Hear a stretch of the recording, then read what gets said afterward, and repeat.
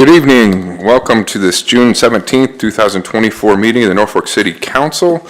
I will call the meeting to order and call your attention to the Open Meetings Act posted here in the City Council chambers. If you now please join me in rising for a moment of silence and the Pledge of Allegiance.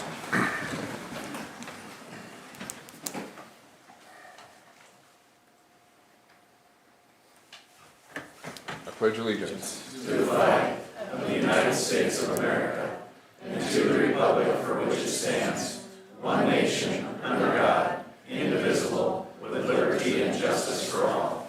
Okay, thank you. Roll call, please.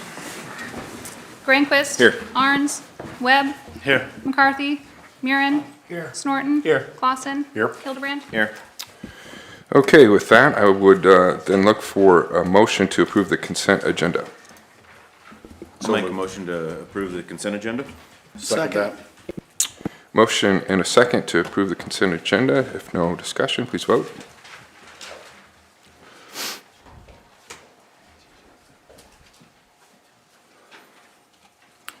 All council members present voting in the affirmative. Motion carries. Then look for a motion to approve the full agenda. Also, consideration to approve full agenda. Second. Motion second. If no discussion, please vote.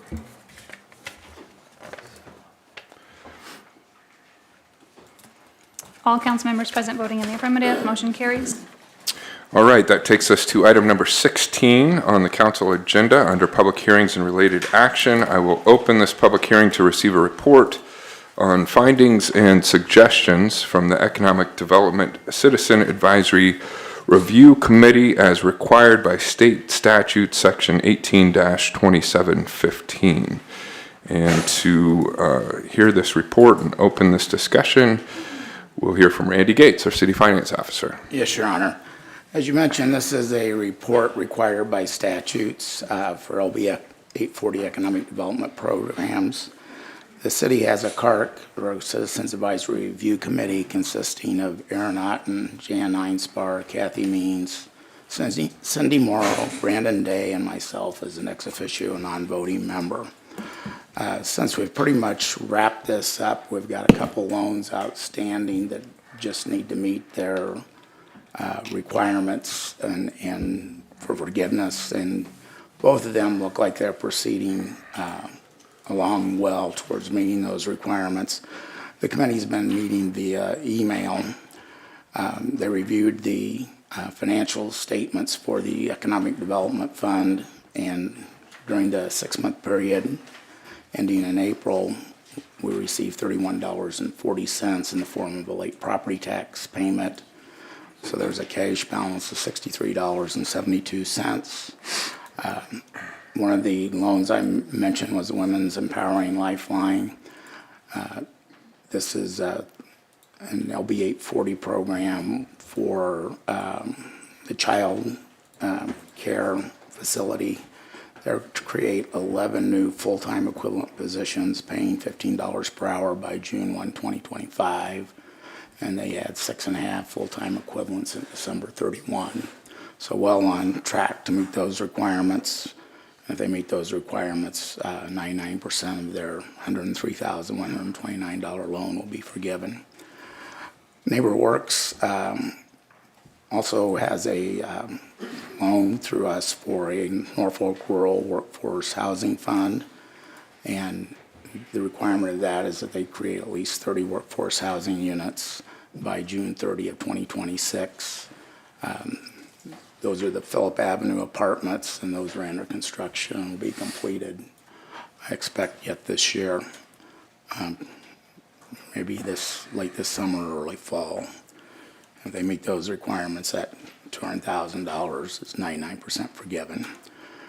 The Citizens Advisory Review Committee found that the city's economic development program is operating in compliance with the budget and the voter-approved economic development plan. Their checklisting is enclosed in the agenda packets. Did that answer any questions? Thank you, Randy. Any questions? Yeah, I've got one. So LB 840 started in 2010 and then ended in 2020, correct? As far as how the Yes, program we collected 10 years worth of property taxes, and we'll keep getting I expect a few more years at least, dribbling in of late property tax payments and also a little bit of interest. But the actual payment to the city is from that we collect from property taxes is no longer, right? Yeah, we're no longer levying any property tax, but The levy that was imposed from LB 840 has been dropped. yeah, that levy was imposed for 10 years. Yes, okay. Just wanted to clarify that because I've had some questions asked me about that and want to make sure we get the clarification out there that voter-approved levy increase was dropped in 2020, correct? Correct. Okay, thank you. Any other questions? This is a public hearing, so anyone wishing to comment can do so now.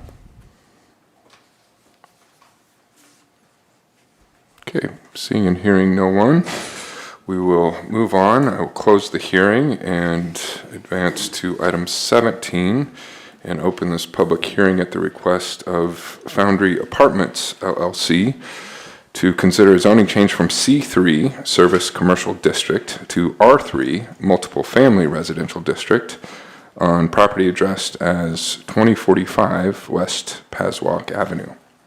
And to open this public hearing, we'll hear from Val Grimes, our city planner. Val.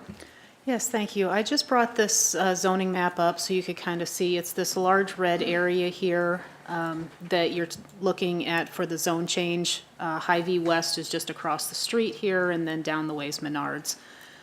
This was platted off here quite a while ago for a separate lot so they could buy it.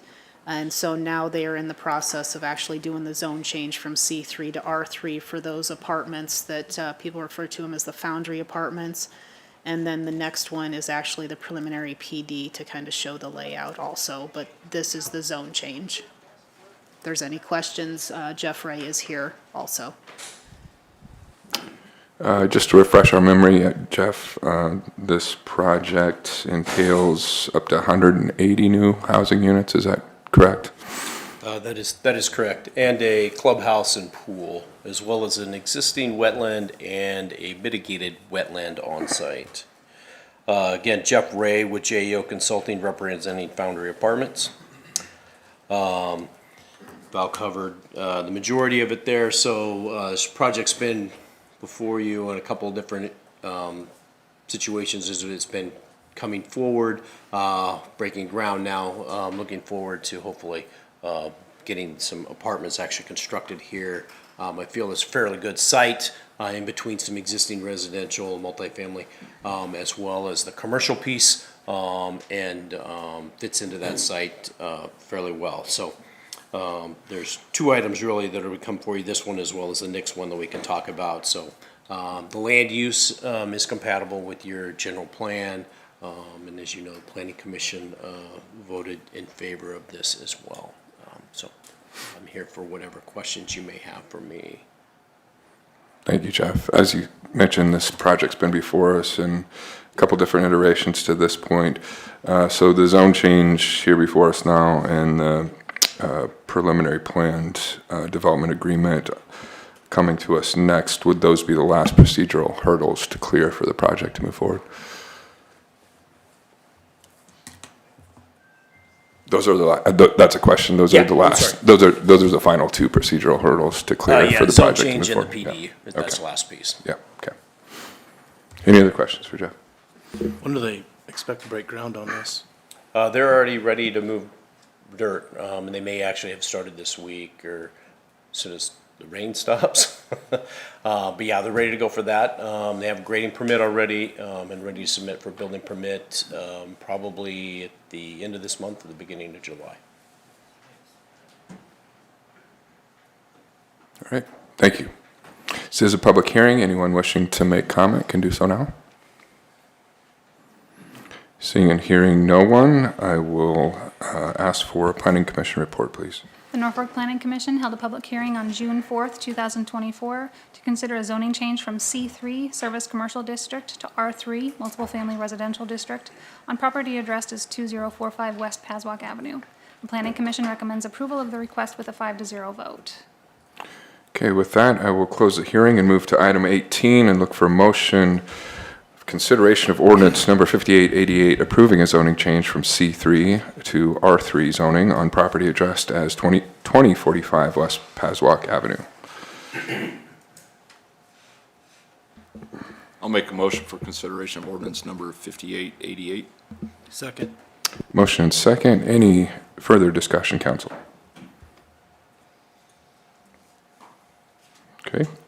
Hearing none, short title, please. An ordinance of the City of Norfolk, Madison County, Nebraska, amending the zoning district map of the City of Norfolk, Nebraska, providing when this ordinance shall be in full force and effect, and providing for the publication of this ordinance in pamphlet form. Please vote.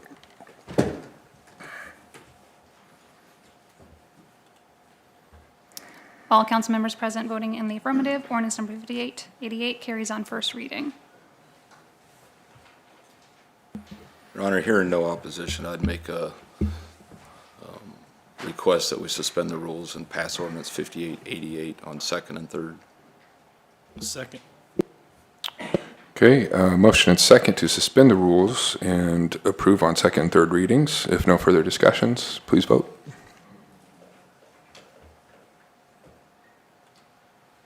All council members present voting in the affirmative, ordinance number 5888 carries on second and third.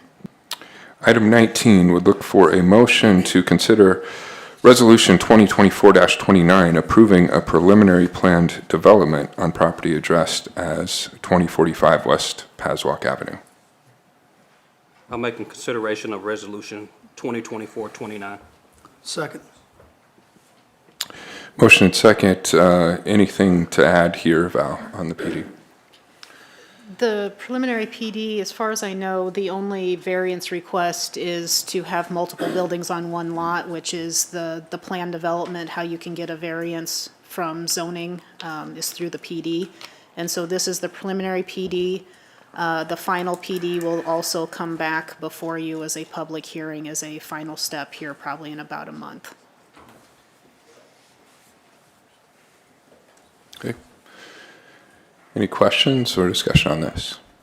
Val, can you just kind of go through all the entrances and exits that's on the development here, where they're coming in and out at? Yeah. Jeff, you can probably let me know too. This is lining up with Taylor Avenue, I believe, behind Hy-Vee West.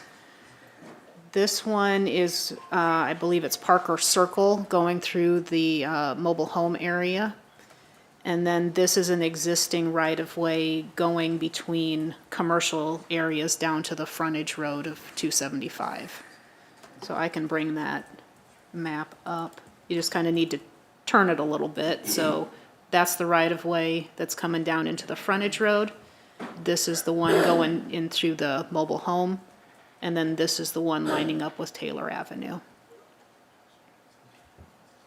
Thank you. Any other questions or discussion? Okay, as was indicated, we've heard bits and pieces about this project for several months. It wasn't the most simple project or property to develop on, so we appreciate the investment on the part of the developer to bring additional housing units to the community, which is very much needed, and the collaboration with staff, engineering staff in particular, and working out the particulars to do wetland mitigation on this specific property. So with that, unless there's any further discussion, please vote.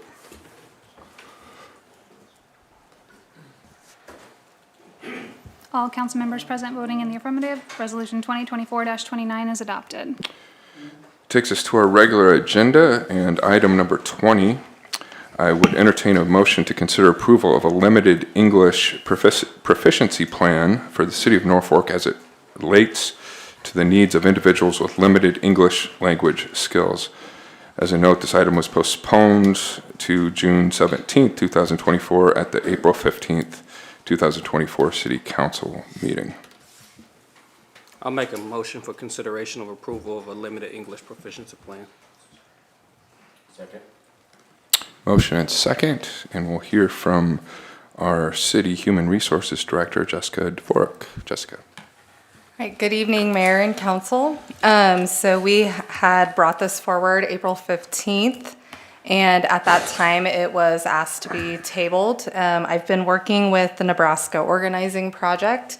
We met on June 10th, and at that time, we still had a lot of planning items related to this document, and it is something that we're just not prepared right now for your approval. So I would ask that we table this again for a few more months so I can continue working with that group. I don't have an expected date necessarily, but sometime in August or September is what we're tentatively planning. Are there any questions? All right, thank you. Thank you, Jessica. Any discussion or comments on this? Okay. Hearing none, it sounds like we are looking for a table motion for some time I'll make a uncertain motion. in the future. I'll make a motion to table till August or September of the limited English proficiency plan. Second. Okay, motion second, please vote. Do we want a specific date? What is the first meeting in September? September 3rd? Okay, I'll make a motion to suspend it, or table this until the September 3rd Okay, or council meeting, postpone, okay, or postpone. yep. We And good? who was the second? I'm sorry, I missed that. Okay, got it. Okay, now we can go. Motion second to postpone till September 3rd. 3rd of 24, yep. Okay, no further discussion, please vote. All council members present voting in the affirmative, motion to postpone carries. All right, item 21, I would look for a motion to consider ordinance number 5877, approving a zoning change from C3 Service Commercial District to C2 Central Commercial District on property addressed as 105 East Norfolk Avenue. As a note, ordinance number 5877 passed on first reading at the April 15th council meeting, was tabled at the May 6th council meeting, and passed on second reading at the May 20th council meeting. And since we are on final reading here, any further discussion is not permitted at this time, so we would go straight to a vote. Gotta introduce, Short title? Or? need a motion. I'll make a Oh, motion sorry. for consideration of ordinance number 5877. Second. Motion second. Anything to add, Brianna? Or No, just- Okay, no, technically this should have been on the last agenda as it moved forward, but I just missed getting it moved, so it was on this agenda for final reading. okay. Final reading. I'd ask for your vote then, please. Just short title. An ordinance of the City of Norfolk, Madison County, Nebraska, amending the zoning district map of the City of Norfolk, Nebraska, providing when this ordinance shall be in full force and effect, and providing for the publication of this ordinance in pamphlet form. Now please vote.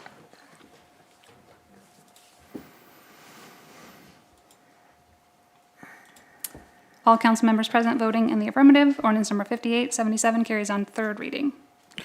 Item 22, would look for a motion to consider resolution number 2024-30, authorizing submittal of a blight and substandard study for a site located generally at North State Highway 35 and Benjamin Avenue to the Planning Commission for review and recommendation. I'll make a motion for consideration of resolution 2024-30. Second. Okay, motion and second, and for introduction of this, I think either Val or we have the developer, Kelby Herman.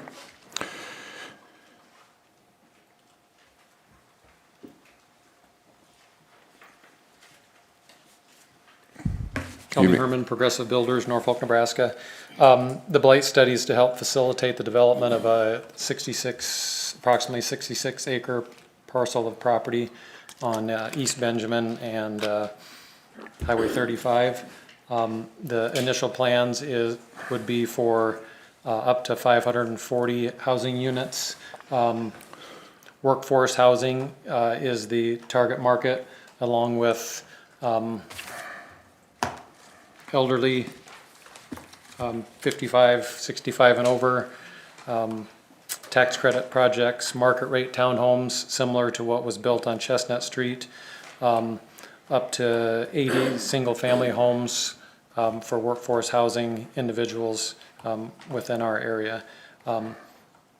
There is a section on the east side of the development for multifamily, and the density of the development it gets more dense as we move further east. So the row of houses to the west, the first several rows are single-family workforce, and then as you move east, the density increases. So I'm in the early stages of a layout. I did have a neighborhood meeting 2 weeks ago to discuss some of the topics and concerns that the neighbors may have, and we worked through some of those concerns, and some of those will be addressed as this moves forward in the planning stages. So, What would you say were some of the major concerns that the neighbors had? I would say the current drainage and potential drainage issues that would occur from a potential development. So, and myself and the city staff have had conversations for maybe the last 6 or 9 months on some resolutions for those issues, and those will continue to work on as this pushes through the process. Kelby, to that, have you felt comfortable with the direction of those conversations as to finding, alternative resolutions to manage the drainage on the property? Yeah, there are concerns about the existing drainage, and I know city staff has been in conversation with some of the residents in the past, and some of the things that have happened north of Benjamin, a little dike or retention area actually helped with some of the retention of the water and some of the runoff recently. That comment was made at the neighborhood meeting. We talked about a buffer zone, 50 to 70 feet in between the existing homes and the new development. That was something that I had agreed to work with them on. And we talked about regional retention. That has been a topic of city staff for quite some time, and to develop some regional retention in that area, expand some retention ponds in that region, along with some retention and drainage changes that would be facilitated through my development. Val, do we have a map of this area?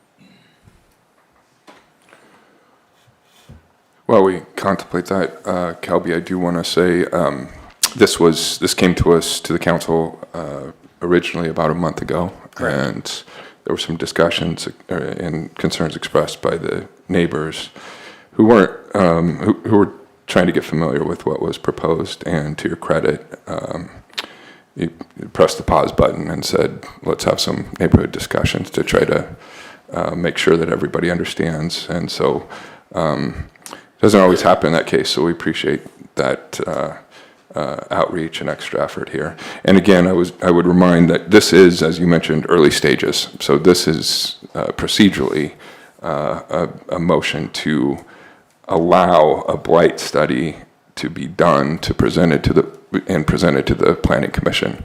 Nothing tonight would set any blight designation in stone. So I just want to remind everyone procedurally of that. Were there any questions, Councilman, on this? I do. So I've been contacted on this pretty regularly, asking questions. I'll be honest, I don't know some of the questions that were asked of me, so I'm going to ask them of you. The one thing is there's very mature shelter bells or trees along the what would be the east of Westbrook there. And I guess the question is, are you removing those trees, and where are the entrances, exits of this proposed development?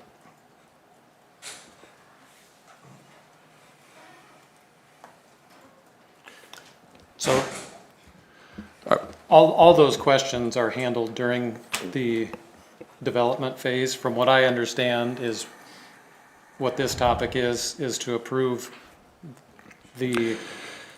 basically the clock to start on working through some of those questions. That is, I will weigh in here, that, yes, that's correct. What's before us is simply the consideration of submitting this bite study to the Planning Commission. Fair enough. So there certainly, should this move forward, will be time for pretty detailed discussion about the site planning on the project itself.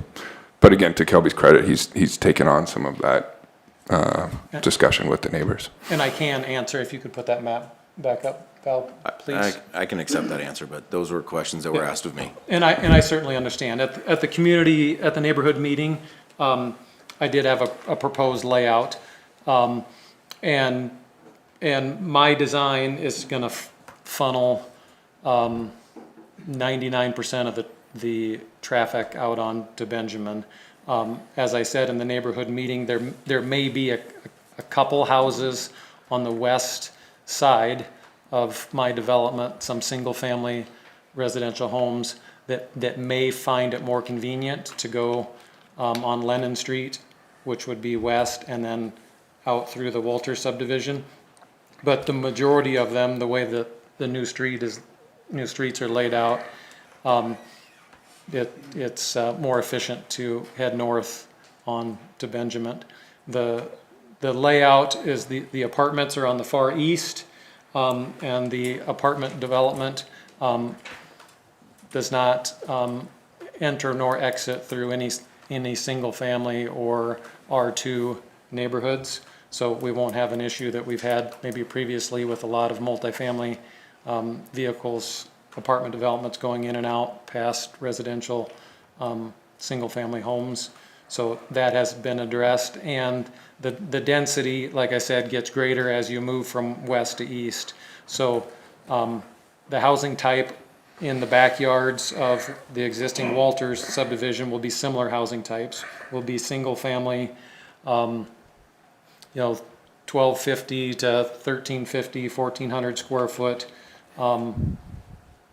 single-family homes, similar to what was built on Ferguson Street a couple of years ago. So entry-level, two-car garage, what the market needs in every community, including Norfolk. And did you have any other questions that I could ask, maybe cover in general? Not at this current meeting. Concepts, okay.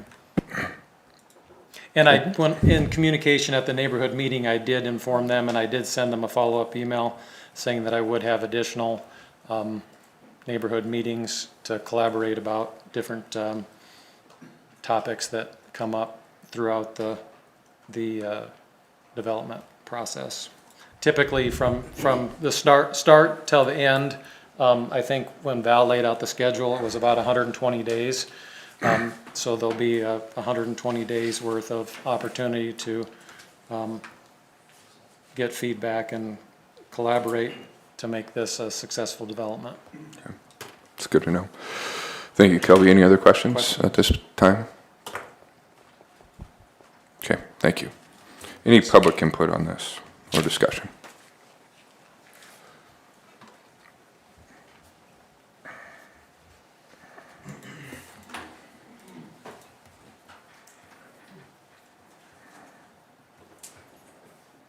Jim McKenzie. In terms of the blight designation, I really think the city needs to look at its process and amend its process for reviewing and approving blight and substandard determinations. It's become painfully clear that any piece of property in the city of Norfolk can be declared blighted. You simply have to pull in enough adjacent property and check the boxes, and then you've met the requirements. Similarly, any piece of property in the city of Norfolk can be declared extremely blighted. Therefore, the process of declaring a piece of property blighted is simply a formality. What is much more important is why is the property being declared blighted. The only reason to blight a piece of property is to apply for TIF. So the process should start out with a detailed review of exactly how much TIF is necessary, the uses of the TIF dollars in the project, and the reason TIF is necessary. I realize the property must be blighted before the request for TIF is entertained, but that doesn't preclude the city from understanding the full TIF details before approving blight. it makes absolutely no sense to blight a piece of property if you're not going to approve TIF. They go together. The main question that should be asked is what is so important about this development that the citizens of Norfolk are willing to make up for the tax loss on this development through higher property taxes? The TIF development will pay no new property taxes to the city, county, airport, college, etc. for 15 or 20 years, and yet the city will provide the same services to this development to all the other, as they do to all the other homes and businesses and apartments in the rest of the city. The city will need new revenue to provide those services to the TIF development, even though they receive no new revenue. So I think the process needs to start out with a better explanation of the TIF requests, what is being built, how much TIF, how will those dollars be used in the TIF development, and why are they necessary? There's a host of additional information that should be provided as well. The developers for the developer and the TIF attorneys are going to ask for the maximum amount of TIF dollars they can get. That's up to the elected officials to protect the city and our citizens to make sure that we're not getting taken advantage of. Our property taxes have gone through the roof and we can't continue with that rate. Jim, I understand the connection you're trying to make, but again, what is before us is simply the submittal of this blight study to the Planning Commission for a review of that study. Thank you, and I understand that. I simply wanted to stress the fact that these two go together and that it makes no sense to blight if you're not going to understand what the TIF is for. Thank you. Thank you. Anyone else wishing? We don't do the emotional outbursts here for any perspective expressed because we want to create an environment here where everyone feels free to express their opinion, and doing that can intimidate others from expressing themselves. So let's keep that in order, please.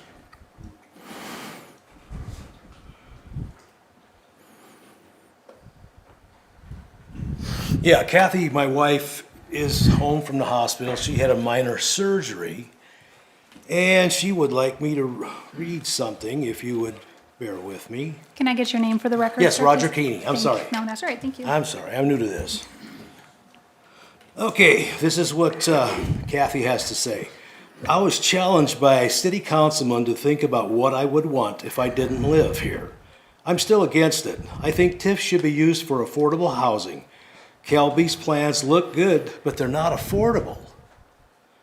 No answers yet on drainage. So that's just, like Jim said, our property tax is going through the roof, guys, come on. Sir, I appreciate you communicating that. And again, there will be time to talk about this should it move forward, but we have to procedurally keep on topic on record tonight for the blight study submittal to the Planning Commission. Thank you. Any other comments? Okay. Any discussion, council?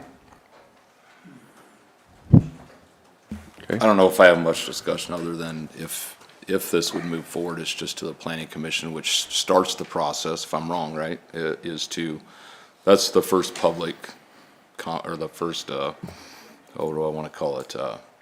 Open discussion, I guess, public discussion on the possibility that it would be blight substandard. And then if it gets passed by Planning Commission, that comes in front of us, and then the full discussion of everything that everybody wants to talk about here is on the table for them to do, and it'll be a long meeting, I'm sure, but just wanted to put that out there. I guess that's maybe the reason we're having that discussion, if it's just to go in front of them for now and not really making a decision on blight and substandard at this time. And I do get where some are coming from. They do kind of go hand in hand, but that all comes out through the process. This is just to move it forward to get into the process.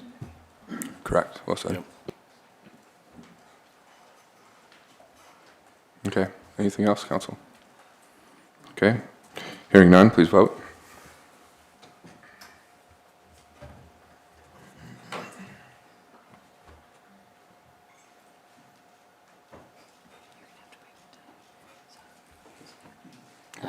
So we do have at this point only 4 affirmative votes. So Mayor would need to provide a 5th vote if you would choose to Vote do yes. that. Okay.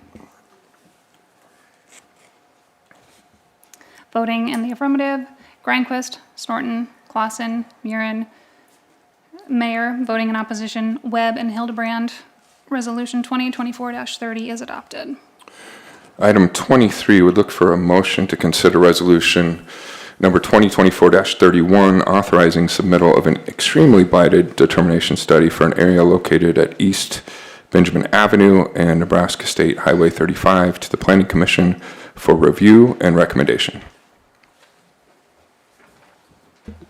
I'll make a motion for consideration of resolution 2024-31. Second. Motion and second.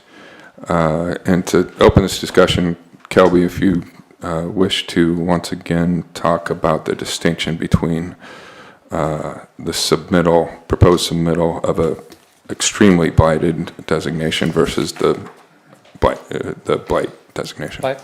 Yep, there are two different designations. The extreme blight designation was established in 2020, and it was put forth to the voters in Nebraska for a vote. Voters in the state of Nebraska approved it 62% for. Voters in Madison County voted for it approximately 57% for utilizing extreme blight in redevelopment of workforce housing areas. The difference between blight and extreme blight looks at economic data that allows you to potentially utilize the additional property tax generated from the development for up to 20 years. A couple benefits of the extreme blight. Any buyer of a single-family home or a townhome in an extremely blighted area is allowed a $5,000 state income tax credit only to the buyer. So that's not a benefit to the developer or a builder. That's a benefit to the buyer, which in this case it would be nearly $1 million in state income tax credits going to help workforce housing population that is trying to buy a house in Norfolk, and that's on their state income tax form. Another benefit of the extreme blight designation is the particular area that would be extremely blighted does not count towards the city's total blighted percentage, which is a good thing for cities utilizing blight and substandard for economic development. It doesn't impact that particular percentage. A couple details in the extreme blight area. It looks at two factors, primarily unemployment rate and the poverty level. So if the unemployment rate in a particular census tract in Norfolk is double what the state average is, then it automatically qualifies for extreme blight, and this meets that qualification. And if the poverty level is above, there's some calculations to this, but if the poverty rate is above 20%, based upon the formula that they've laid out, then it automatically qualifies for extreme blight. And the poverty rate in this area, according to Kurt Elder, who did the study, is 21.4%. So there's pretty specific factors in an extreme blight study, probably less subjective than the standard blight and blight and substandard determination. So it did meet those two qualifications for the poverty level and double the state's average unemployment in the census tracts studied. So. Thank you, Kelby. As you said, I think part of the policy motivation behind this extreme blight was to get and incentivize and make possible workforce housing, which within these parameters would have to meet certain affordability thresholds, correct? Correct. Utilizing the workforce caveat for TIF and the extreme blight will hold the builder and the developer to some building construction constraints that other projects haven't agreed to those particular constraints as far as housing costs and those will be required to be certified throughout the building process, so. And given the previous blight study submittal to Planning Commission, this would be in the same boat, right? The extreme blight study would go to Planning Commission at the same time as your plan? Okay. All right, any other questions? Kelly, I got one. Is there, since we have, it's kind of an odd situation, but a blight study, an extreme blight study on the same exact property or properties, area, however you want to call it, is there a desire to use both or to only use one in your development?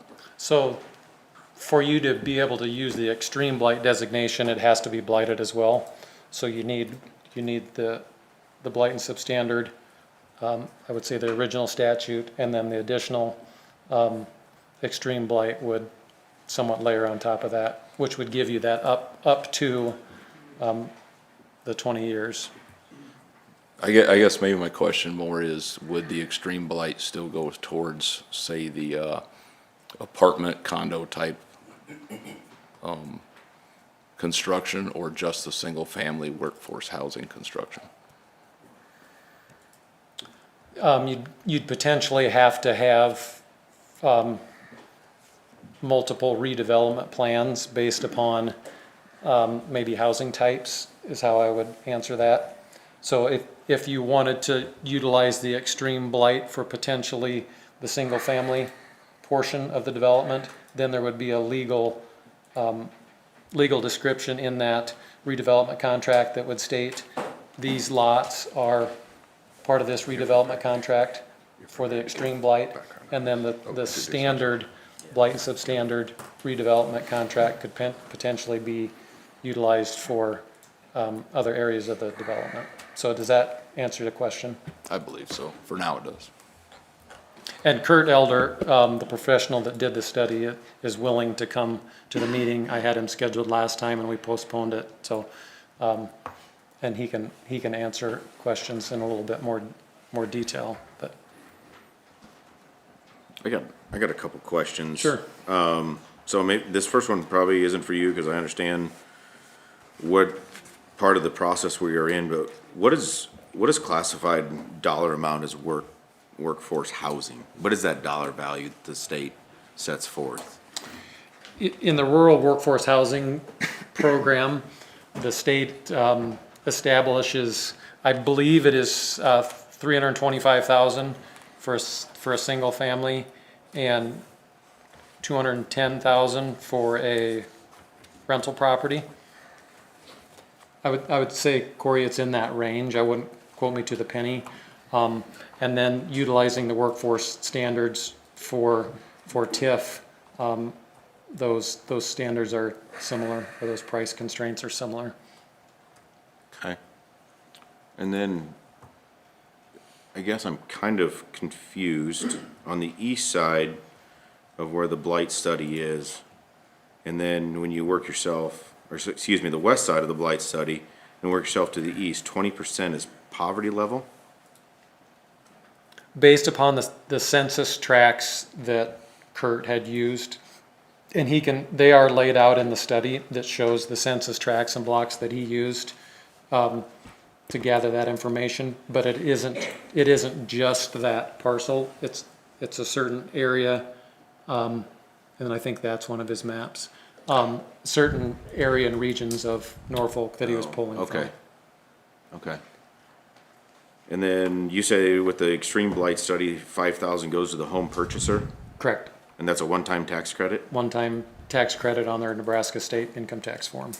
Fair enough, thank you. Thank you. Any other questions for Kelby? Thank you. Any public input on this?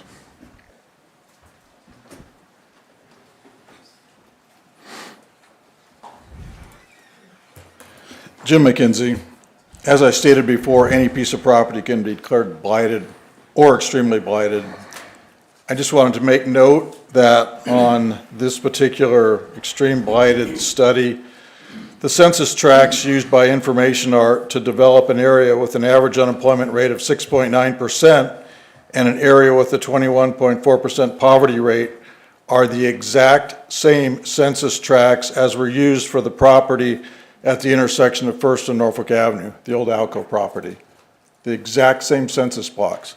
Those properties are 2.5 miles apart, but we use the exact same census blocks to justify extreme blight on these two separate pieces of property. Thank you. Any other public comment on this or discussion? Okay, further council comments? I'll just say, just 'cause I feel like I have to, but Kelby, you take your developments behind Courtesy Ford, if you're doing that building there, there hasn't been any development in that area. You take your development on North 81, there hasn't been any much for apartment development in that area since the 80s. When it comes to this area, even on Ferguson, if you want to say the housing tract there in Ferguson, there hasn't been really a house built on that area of town for many, many years. So you could use an argument to say, hey, we're going to use this for development. In this area of town, I have a hard time connecting the dots to say that we need to use TIF or blight study to develop this area of town. So that's where I have a tough time connecting the dots with this study. Again, Councilmember, we'll have further just chance, should this move forward, to scrutinize such things. But as we were on item 22, we are at the very first stage of the process here, which is even allowing this to get out of the gate to be considered first by the Planning Commission in a public hearing, and then back to the City Council in a public meeting. So, any further comments? Hearing none, please vote.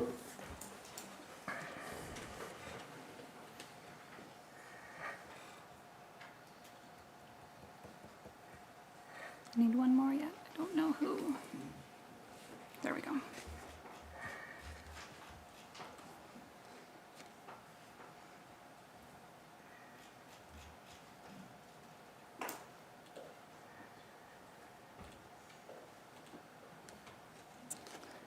Voting in the affirmative, Granquist, Snorton, Clausen. Voting in opposition, Webb, Hildebrand, Murin. Resolution 2024-31 fails. All right, item 24, we look for a motion to consider ordinance number 5887, authorizing the conveyance of property located near 610 West Norfolk Avenue. As a note, ordinance number 5887 passed on first reading at the June 3rd City Council meeting.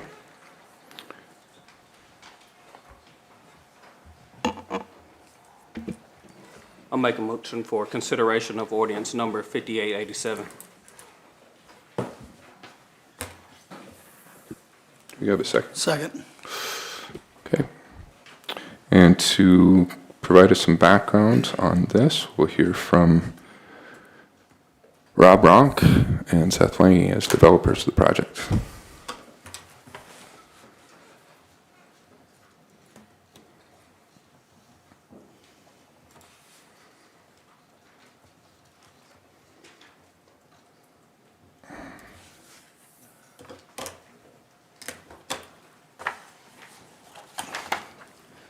Rob Bronk, Midwest Health Partners, Norfolk.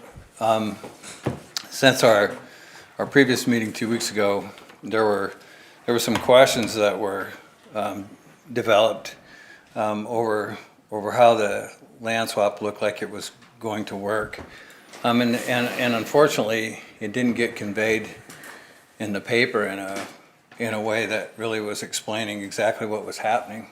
Val, could you do that?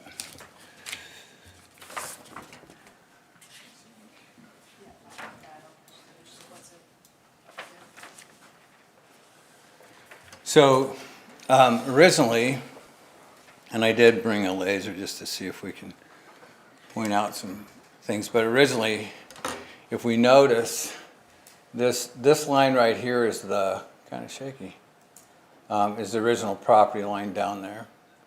And the pieces that extend to the east are actually pieces that are part of the land swap to be added on. And if we notice, there was concern about mature trees inside that development, what could be moved, what couldn't be. And in some degree, some of the mature tree, there's still a little bit of a question on what they can actually pick up. The other piece of ground was in the northeast corner, which kind of gives a continuation of park all the way along Brosh, as the small corner park stopped at Fifth Street. And then we were continuing it on, so we had something that would continue on to Norfolk Avenue, actually wrap this around. If we go to the third, I think it's the third one, Val.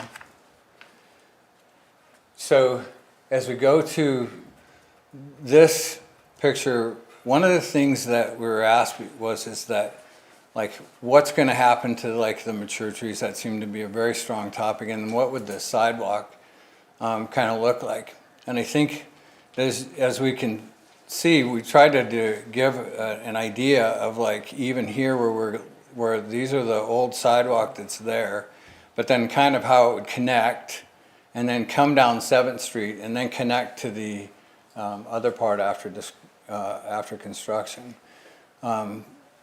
There is hooking up to city sewer and water that comes right out of the middle of that. If it's actually right by that where it says proposed building site, yep, right there. That's where the drainage comes in and where we'll have to tie onto, and we'll actually maybe back into there a little bit. One of the things that we were able to take for, like with advice that was given on the last meeting, is that we can show where possible replants would be, like in those areas, and how the parks would look and give that kind of a continuation down Brosh Avenue. We did some additional figuring on exact need on parking by being able to set back in there. Our parking actually is it's like 38 to 40 places what we get. So like if we were able to set back in, it actually adds that parking kind of back into the lot. Now, I had somebody ask me, said, well, why would that be important? And I think one of the things that came across is that we already have a big hurdle to climb if we don't. Dr. Verbicki expressed that we would be after 5 parking in this parking and actually in the parking lot and actually be able to do that. That 38 to 40 spots would be a big difference on that end of town, just to be able to add that additional to the parking spot or the parking lot. And as we move out, that goes away, and it would allow us also to be able to get this building erected. Again, it's a multi-floor, and be in business and still offer those opportunities before we move into the second phase where the Salvation Army building is at. I think we addressed the concerns pretty well about the sidewalk, and I think this design kind of shows that it doesn't actually take away from the original intent. We think that the design of the parks were very well done, and again, we don't want to disturb that design element, right? And again, one of the biggest hurdles we have is how do we retrain people to not use that parking lot as city parking. I think it's going to be almost an impossibility, and it's private land. I mean, it's private property. I'd like to also say that, like, right now through the course of this time that Salvation Army has had this, there hasn't been any property tax made on this property at all. It's a 501c3. And now we're able to bring into this environment a good personal property tax revenue for the city as well. So hopefully by seeing this, you can see that we did address the questions. And I think there was one of the things that was stated is that it was like a total swap, just taking the park away and we were going to, I mean, it's trying to take it away, and we were gonna try and remanufacture. Well, there's about 28,000 square foot in that park, and we're looking at 6,100 coming out. We're looking at 6,247 coming back. So we're actually adding to the green space. And as you can see on here, it's not handing over something that's full of weeds. You know, it's like, it's a completed project. Okay. Thank you, Rob. Yeah. Any questions on that, council?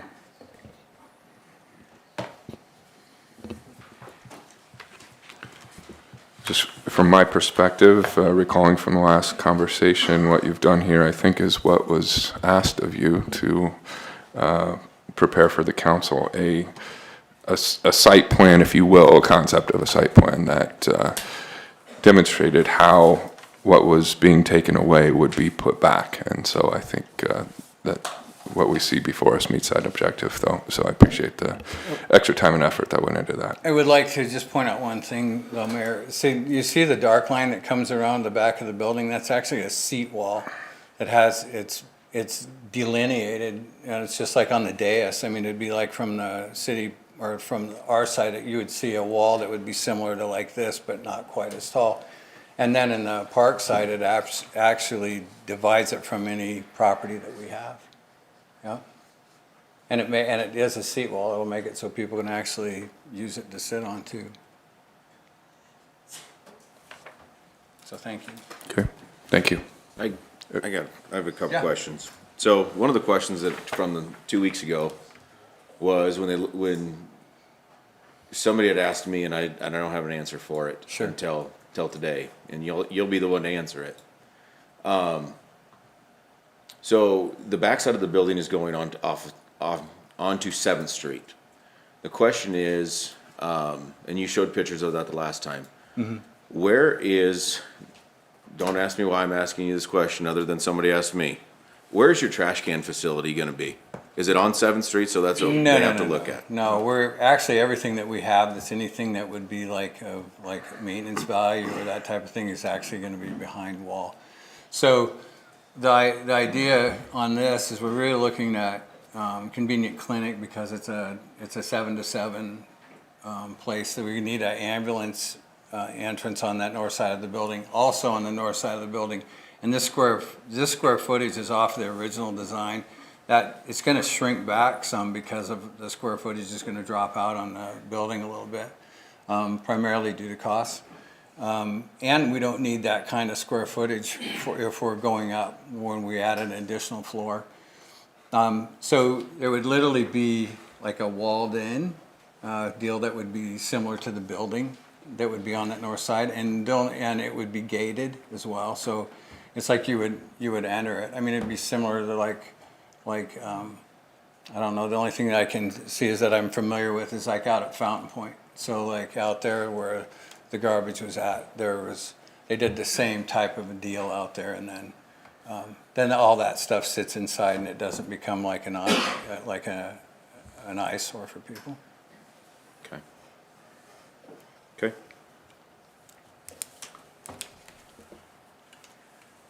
Danny, do we have like a document or something showing that this is what's gonna happen on the backside of their plan, or how do you know? Sorry. No, because that other building, you mean that other picture? No, the red line agreement. Oh, sure.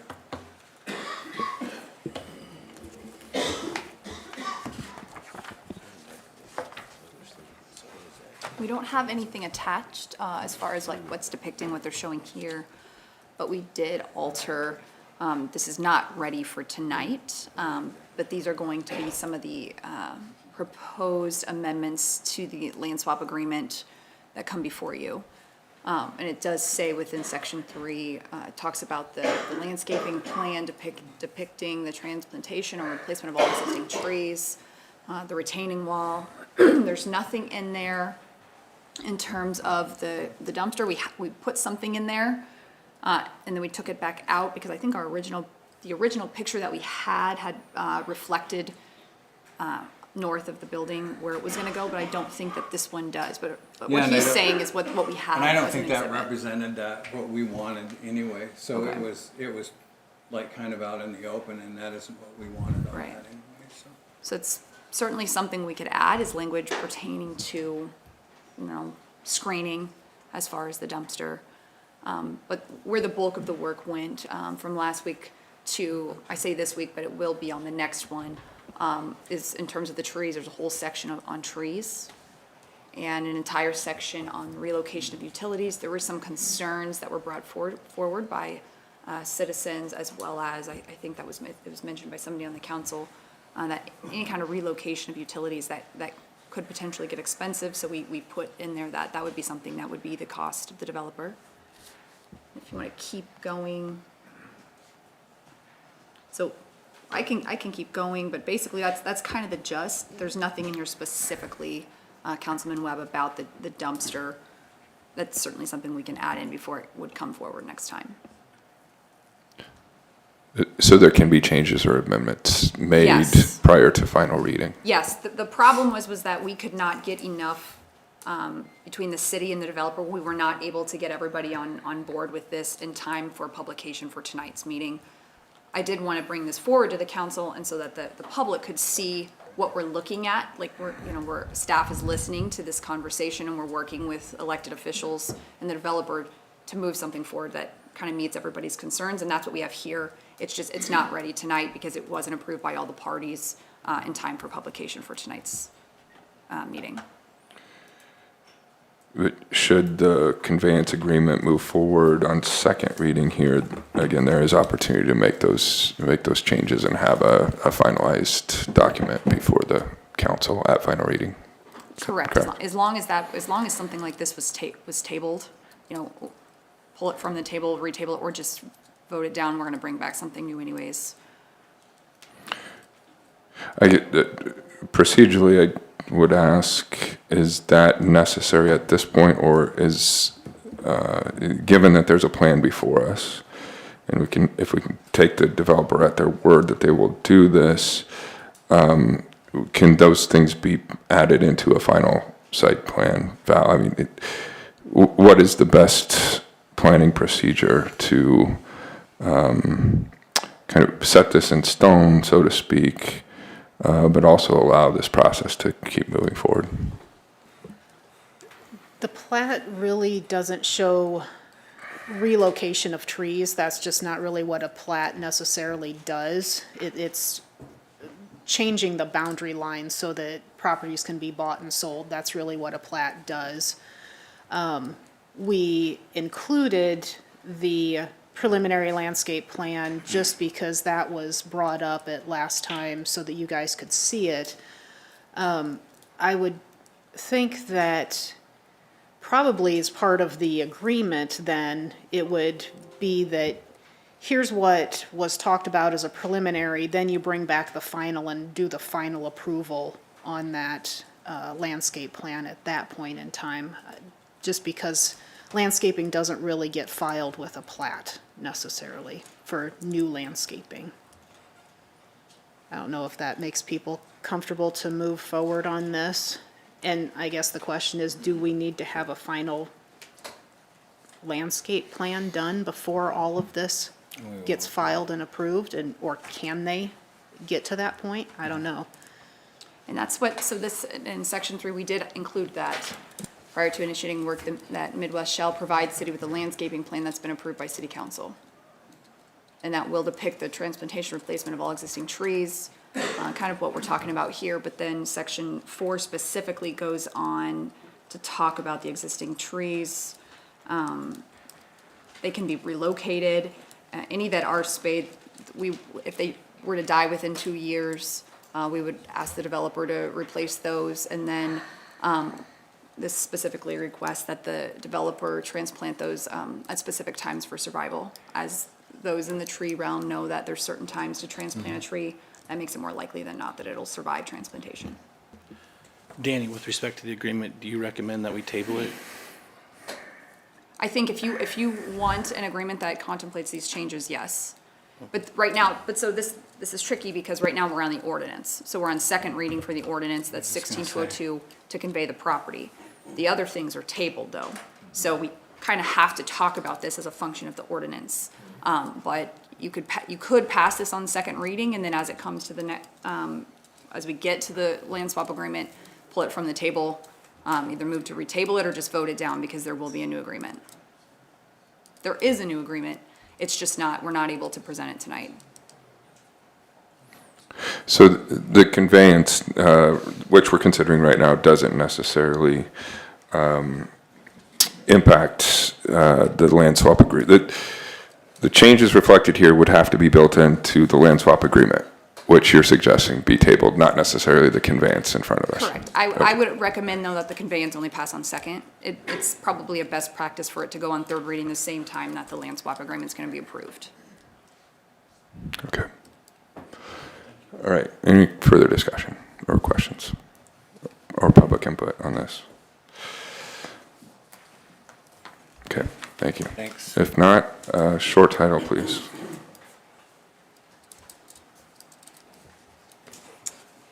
An ordinance of the City of Norfolk, Nebraska to authorize the transfer of city property, to provide the terms of transfer and authorize the mayor to execute and deliver a quitclaim deed to the property, to provide for a remonstrance to said transfer as provided by law, to provide when this ordinance shall be in full force and effect, and to provide for the publication of this ordinance in pamphlet form. Please vote. I'll be abstaining.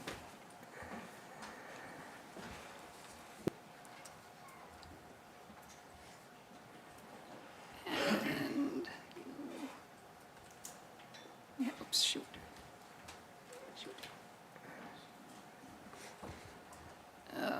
Voting in the affirmative, Granquist, Snorton, Webb, Murin. Voting in opposition, Hildebrand. Abstaining, Clausen. We do have a hung vote. I can vote. And I...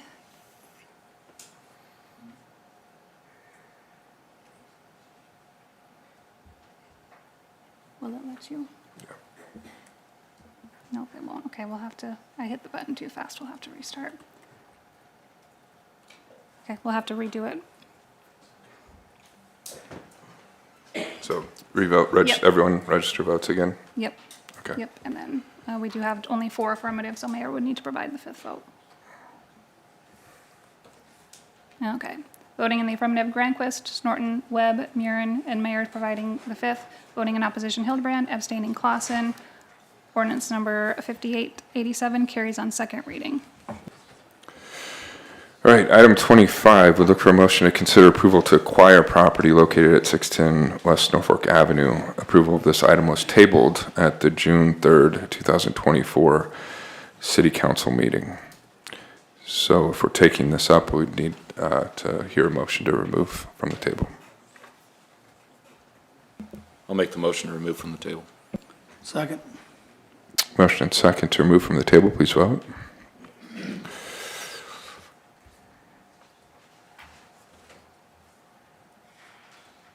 Voting in the affirmative, Granquist, Norton, Webb, Hildebrand, Murin, abstaining, Clausen. Motion to remove from the table carries. Okay, with this, the acquisition of property, either Danny or Val, do you wish to comment to give some background on this specific piece of it? Want to fight for it? So this is simply just the 18-1755. It's state statute. It's necessary in order to acquire the property. So that's, you could table this again and have everything come back and be wrapped up in a nice package at the next meeting if that's what you so choose.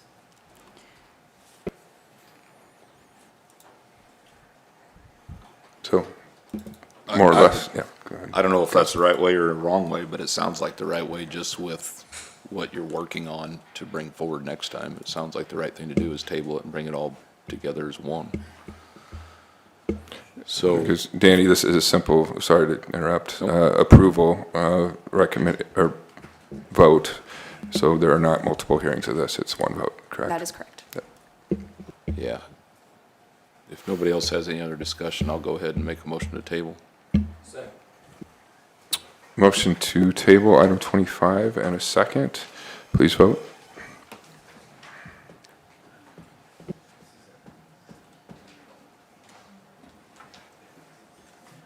Voting in the affirmative, Granquist, Norton, Webb, Hildebrand, Murin, abstaining, Clausen. Motion to table carries.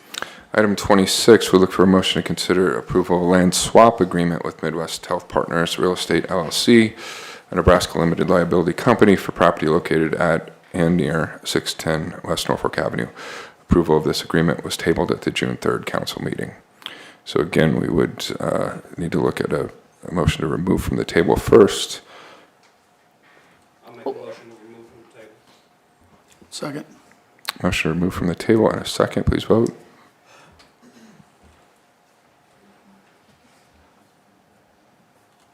Voting in the affirmative, Granquist, Norton, Webb, Hildebrand, Murin, abstaining, Clausen. Motion to untable carries. Okay, so Danny, I assume a similar recommendation to retable this would be made, so this can all be brought back together at the next council meeting. Yes, when that we're would be my hopefully all ready to go and ready to put this behind us. It is ready to go. We will make sure that all the necessary parties give the final stamp of approval so that it will be on the next one. I'll make a motion to table. Second. Motion and second to table. Please vote.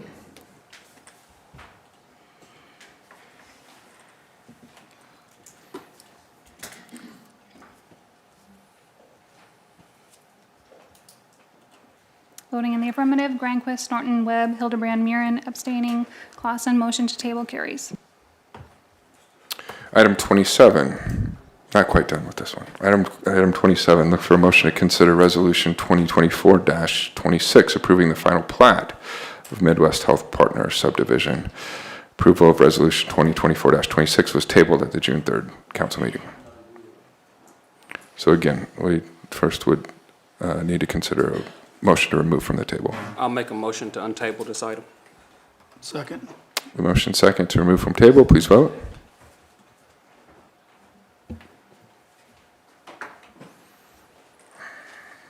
Voting in the affirmative, Granquist, Norton, Webb, Hildebrand, Murin, abstaining, Clausen. Motion carries. Anything more, Danny or Val, to add on the final plat portion of this? I assume it will be coming forward to us again at the next meeting. Should we table once again? Yeah, this should be tabled just like the rest of them so that they all can be approved and filed at the same time, yes. Very good. Do I hear a motion to that effect? I'll make a motion to table the item. Second. Motion and second to table item 27. Please vote.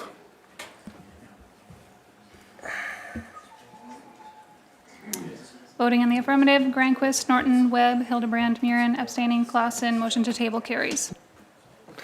All right, item 28. Would look for a motion to consider approval to accept the bid with John T. Jones Construction Company for the sum of $9.378 million for the WPC grit building and plant improvements. I'll make a motion for consideration of the approval to accept the bid with John T. Jones Construction. Second. Motion second, and for some background on this, Steve Ramus, our Public Works Director. Or Mayor, I'm going to hand it Mr. over to Rob Huntley, Huntley, our our- Director of our wastewater plant. Okay. Thank you. Mr. Huntley, good evening.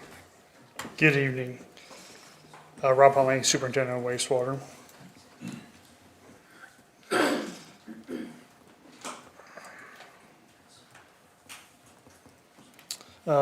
JT Jones was the low bidder for the the grid building project, which this project consists of replacement and rehabilitation of aging infrastructure at the Norfolk WPC plant.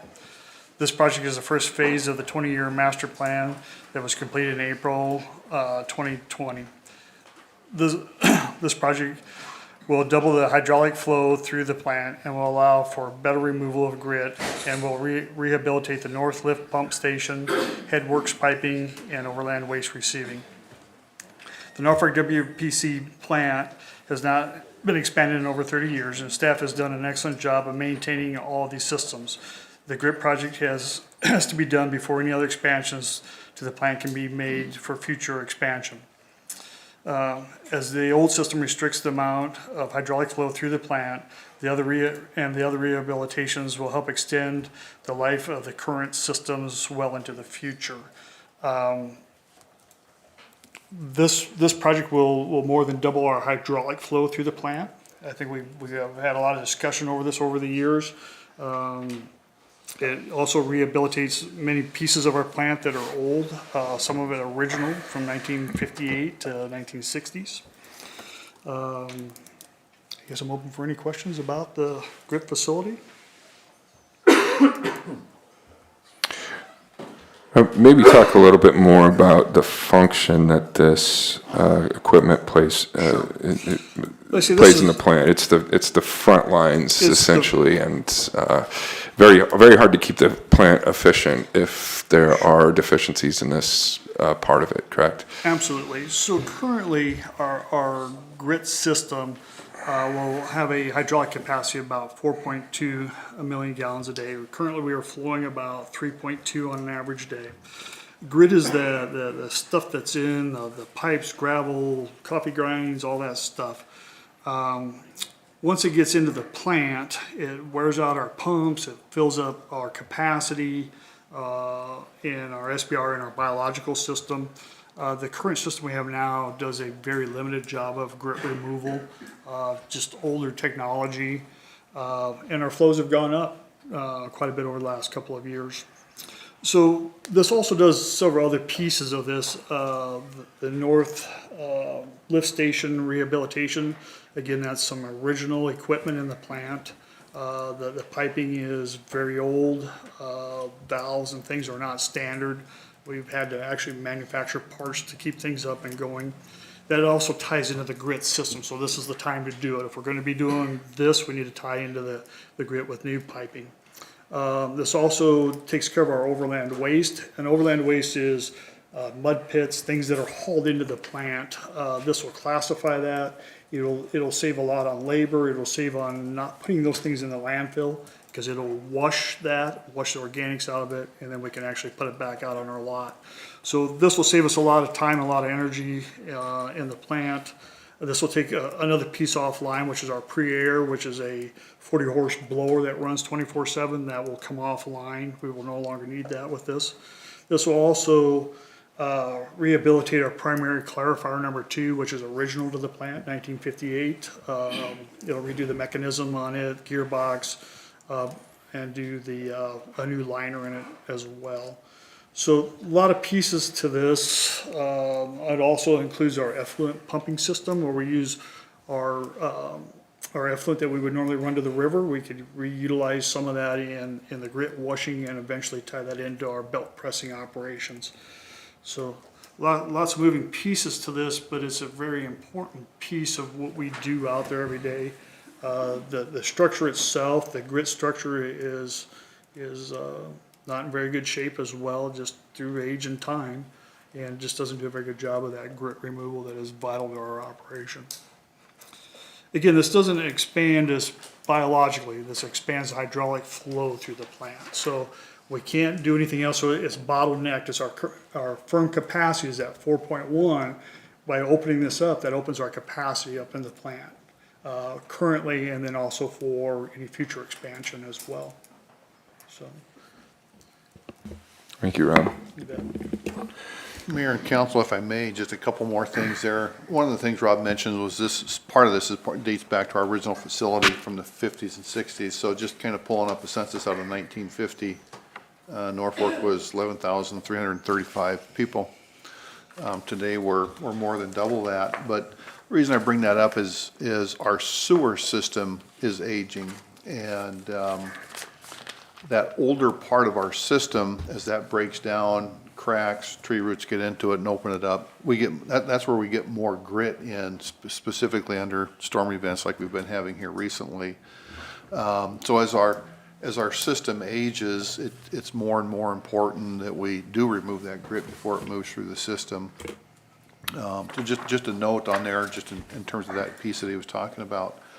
I thought I would add to his comments here that the low bidder was by, we had 3 bids, Velocity, John T. Jones out of Fargo, and then Christensen Brothers out of Penrose. The low bid here, JT Jones, they are a company that specializes in public infrastructure, water systems, water plants, wastewater plants. Although we've never worked with them, they are very active in the area. South Sioux City, they're engaged in a $39 million expansion in Sioux City. They're engaged in a $35 million expansion in Kearney. Wrapping up a $9.9 million expansion up in Yankton. Those are on the wastewater side. On the water side, Yankton had a $34.8 million expansion. Wakefield just completed a $6.3 million expansion. So even though we've never had much experience with them here in Norfolk, they are this is what they do, and they know what they do quite well. JT Jones being the low bidder at $9,378,000. The second low was Velocity. I believe Velocity's out of Denver or Colorado Springs, somewhere in that area. Velocity was $9,530,233, a difference of $152,233, or 1.6% on the bid. So two good bids, very close. We did bid this project back in October of '22. The only common bidder between the two was Velocity. In October of '22, the low bid was $6,881,143. We did, as a function of that, we did reach out to Velocity and just asked if, if there was anything they could tell us just about the growth. They said they were as shocked as we were when they got to the end of the process and pulled the bids together and submitted those to their vice president for approval. They couldn't tell us that there was any one area within the bids that moved more than another. It's labor, it's materials, kind of consistently throughout the bid. So a substantial increase. Back, certainly we wish we could wind the clock back to October of '22 and award this at $6.8 million, but this is what happens with projects, and we know historically these projects move at about 4.85% annually. So the capital inflation, capital improvement inflation tends to be greater than regular inflation. This is significant. The dollars after October 22, we did go out and receive a $1.5 million grant to help offset the costs. Unfortunately, that grant is going to be just consumed in that delta between 22 and 23. We did have a conversation as well with JT Jones just to see if there was anything within the bid that we could potentially maybe some small stuff in terms of scope reduction, but we also talked about if, was there stuff in there that maybe we could look at a different manufacturer. They did provide a schedule of values back on some things. Looking at it, Rob and I will continue to look at that. If this is awarded, there may be a potential to develop $100,000 worth of savings in there through either scope reduction or some material changes. But in general, we were hoping maybe we could see $1 million in savings, and depending on the conversation, and that just isn't there. From my chair, I would certainly recommend awarding this so that we could, like Rob said, get this piece of the infrastructure in the ground and prepare ourselves for future expansion in terms of actual treatment capacity. I'd take any questions as well. Steve, wasn't there some ARPA dollars we're going to use on this? There is, just to run through what the budget looks like on that. This project has $1,604,000 in ARPA. It has, in cash on hand, $1 million. Let me do a quick summary here. In terms of cash on hand and revenue, user fees, $1,635,000 in cash on hand in user fees, $6,067,000 in revenue bonds. Those would be bonds that would be paid off with revenue, and then $1,500,000 in that federal grant. In terms of the revenue and the revenue bonds, I guess just to preempt maybe a question or to lead there, we had presented fee increases back in February, January of a 5% fee increase this year and a 5% fee increase next year, and then that drops down. I can't remember, it was 4 or 3.5. This project is, even though it came in higher than what we were anticipating, I was budgeting about $8.1 million on the project for just construction purposes. We're still able to move this project forward without increasing the user fees any more than we had already talked about back in January, that 5%. And that 5% was, I think that was 3.5% on residential commercial rates and 8% on the industrial rates. So pretty average rate increase on the residential rate and the commercial rate. And Steve, this is a type of item that is typically contemplated in a capital improvement program as well, because there's been planning and discussions about the need to replace this aging equipment for a long time. So accordingly, that's budgeted for and planned for as a major capital expense, correct? That's correct. That's correct. Any other discussion here, council? Talked about flow rates, but then you talked about, eventually capacity increases at the plant. What year is that? What are we thinking there? Well, so, that kind of depends if we have any industry come. So when we're talking about biological, which is a different piece of this, depends on what that loading is and those kinds of things going forward. In our master plan, that's looking at about 10 years down the road, but if an industry comes to town or an expanded industry here, that could increase that biological loading. Big growth in the town can increase that as well. The key to this is that we can't do any of that till we do this. This is the limitation to the plant. It opens up our capacity by quite a bit by doing this. That's a good question, Councilman. Without getting into detail, it may not be theoretical. We've already seen significant expansions that have put extra strain on the plant itself, and particularly this equipment. We've seen some loading increases and some flow increases in the last couple of years. Okay. Further questions or discussion? Thank you, Rob. Any public input on this? Okay. Hearing nothing further, please vote.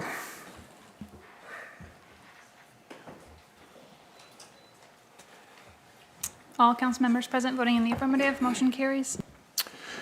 Item 29, I would look for a motion to consider approval to have city staff prepare a resolution for discussion and action at the July 15th, 2024 City Council meeting for a sales tax ballot item on the November 2024 general election ballot to fund police department expansion and improvements. I'll make a motion for consideration of approval. Second.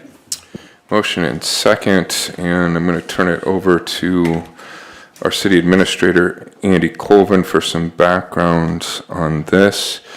But first, procedurally, Andy, this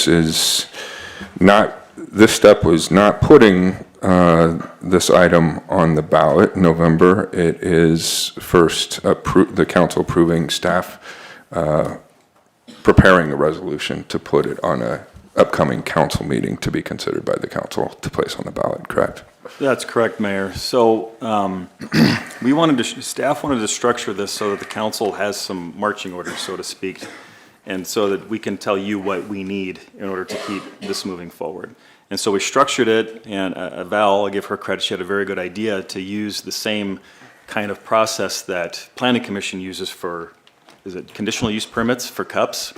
So that you have a meeting, you talk about the issue before you, you get the questions out, you air all that out, and then you come back at the next meeting with that actual cup. So you're not deciding on a cup at the same meeting that you're taking action on and getting all the discussion about it. So we're gonna structure that here this evening. So this is really just an opportunity to talk openly about the potential for a sales tax ballot item for the police station. To talk about the Citizens Committee recommendation. I'll provide some background for the council and for the public for some reminders on what's taken place so far. I have a few comments on how local option sales taxes work. And then we can ask questions accordingly for that as well. So I just want to make sure that everybody's has a base knowledge as to what exactly it is that we're talking about. So in 2022, there was a ballot issue in November of 22 for a local option sales tax. Now that would be to exceed the city's 1.5% sales tax that we currently have today. So to go to 2%, you need to have a vote, and that was on the ballot. And at that time, that ballot included several things. Police station expansion was one of them. It was streets, aquatics, and sports field and athletic improvements at Tazuka Park. So with a pretty overwhelming majority of the community not in favor of that plan, the feedback that the city council received, city staff even from the community was that it was bundled together. It should have been bundled together. I think there was some concern that the community did not support the recreational improvements as well. So I think that was a twofold lesson that I think the city took away from that ballot issue. And through some surveys that we conducted, the top two issues that were of most concern to citizens was the police station and streets.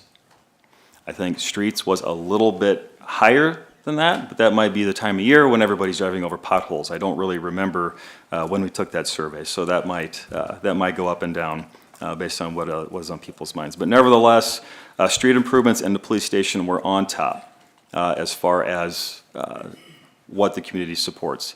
I believe in that survey, which was unofficial as well, I'll ask for some help from staff. I do believe we did ask about a sales tax. Would you support a sales tax in that as well? Am I correct on that in that survey?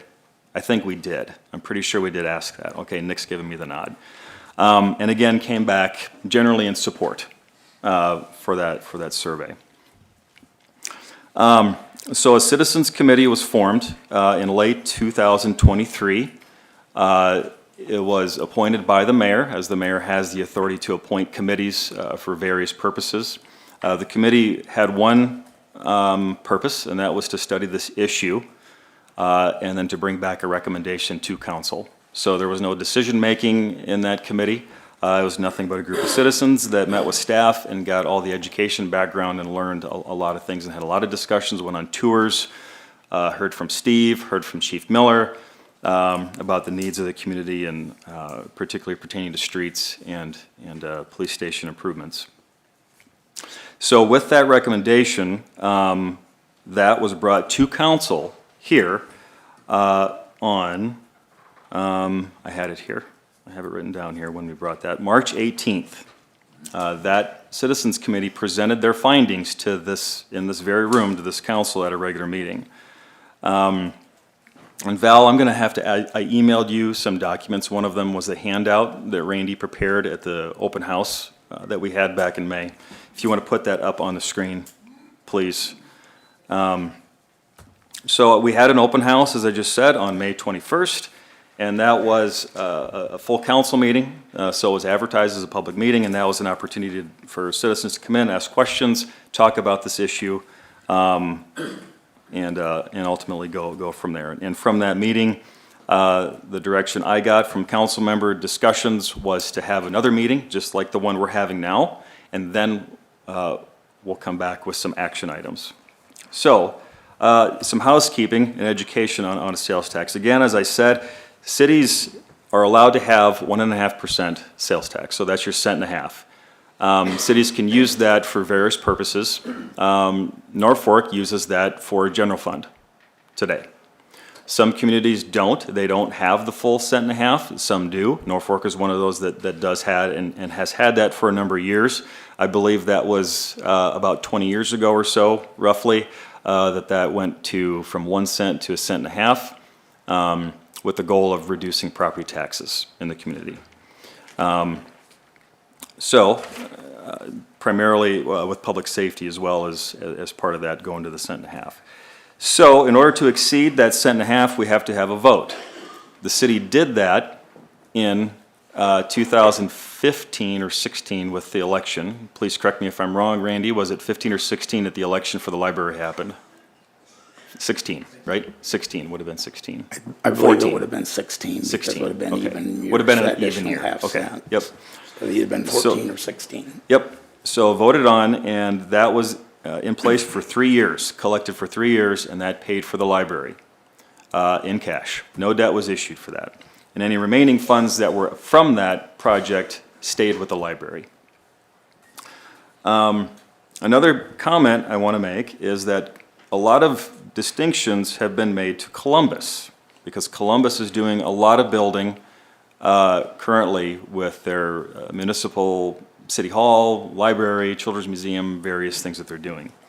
So one difference with Columbus is that they utilize part of their 1.5 cents, if not most of it, or at least half, towards capital improvements. So they don't have an extra 0.5% sales tax. So they have chosen to not use all of their 1.5 cents to general fund operations, instead using it for capital. So you might be asking, okay, so how are they able to spend less money on their budget in a similar sized community? They spend significantly less on public safety in Columbus. And that's a fact in their budget. Both police and fire budgets are significantly smaller than Norfolk's. I'm not saying anything's right or wrong. I think we have a great public safety divisions here in Norfolk, and I don't think any of us would really want to see that change. But again, it goes back to every community is going to look at this differently. You're going to budget differently. Your priorities are going to be different. So you can compare communities, but it's not always an apples to apples comparison. So I want to make sure that we're really looking at the same thing and talking about the same thing. So again, we are going to be, based on the Citizens Committee recommendation, asking the citizens of Norfolk to exceed our 1.5 cent sales tax for that extra 0.5 cent for a period of 4 years. If you look here on the screen, we'll go down and look at, go up a little bit, Val. I want to make sure I got everything here. Sorry, go to the top of the page.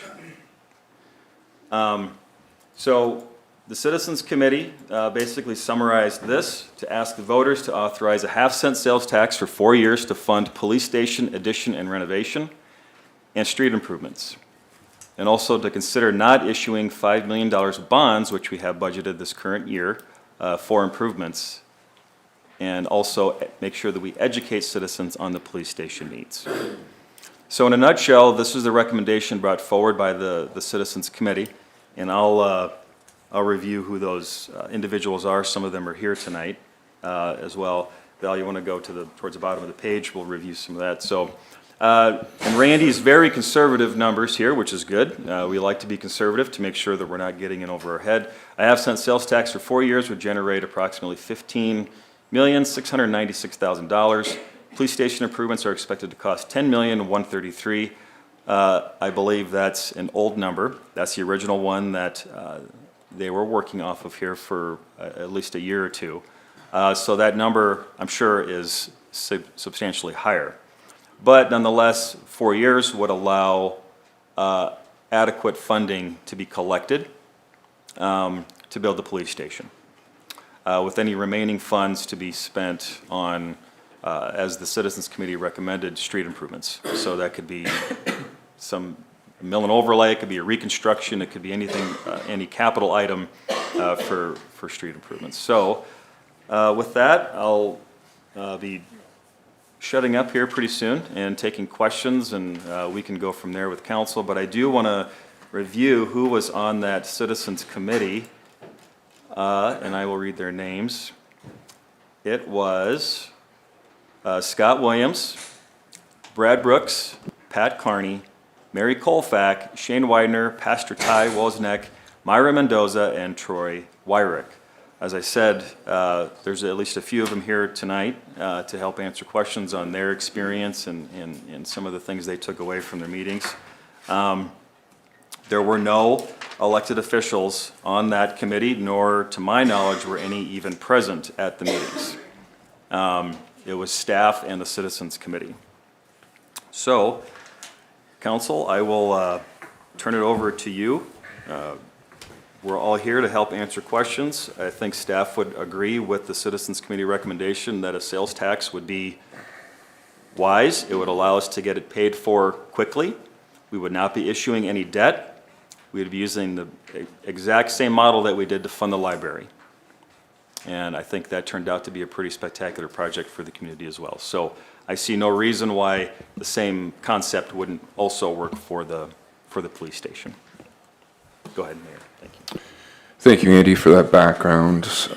We do want to provide for public comment here from the Citizens Committee members and from anyone else who wishes to. We'll proceed with that as we would with the same rules governing all discussions here. Each individual has one chance to speak for up to 5 minutes, and our city clerk will keep a time on that.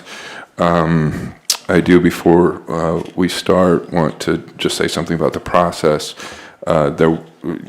So it is clear who was on the Citizens Committee. We do appreciate the time that those individuals put into this, weighing all the options. It was a considerable effort, and I think you'll see there were citizens involved from all stretches of life. Ultimately did come to this conclusion and recommendation that follows, as Andy stated, the model in which we paid for the library, which that facility was also nearing around 40 years old at that time. And so here we are with the police station, which we all can recognize is about that age and needs, in some ways, in dire need of some renovation and expansion efforts. So this is a step in the process of finding solutions, which we're all tasked to do in local government. When there are necessary things to move forward on, we have to find ways to do it. So let's all be mindful of that as we air our opinions and express our thoughts and ideas on this. So with that, I'll open it up. Sure. A couple things I meant to add, but I did not, is that a couple steps that we would have to have a sales tax on the November ballot is, one, an interlocal agreement. Typically, we would turn to Madison County for this. I think that would be very fitting. So we would need to put that together as a procedural item between now and whenever we would have the resolution putting this on the November ballot. So we would have to work with the county to do that. And then also, we do have a timeline for a sales tax election. We have to have notice delivered to the clerk, I believe, Brianna, by September 1st. So time is of the essence to some of these, so we have a little bit of time to talk about this, but also we don't want to drag this out for too long if we're looking to do a sales tax. Okay, with that, anyone wishing to make a comment at this point in time can start. Yeah. Council first, yeah. Randy, how much, by not issuing a bond for the police station, about how much are we saving in interest over that course of total payment? Yeah, if we issued the bond, I believe we use 5% in our calculations. Hang on a second.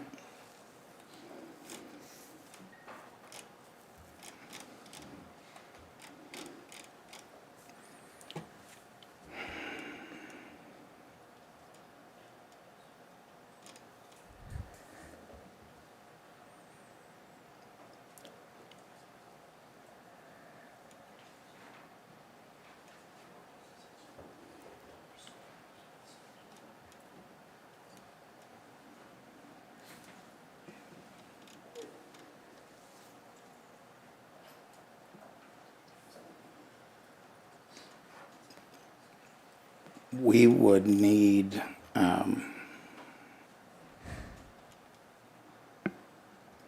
at the half-cent sales tax, 2.3 6 years to pay off the police station, so that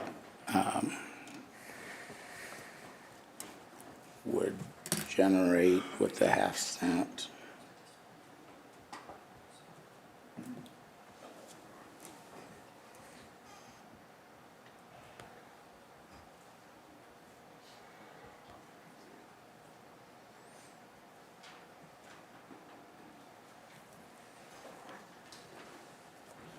$10,210,200, and if we paid that off directly under these assumptions, it'd be $10,133,000 that we would be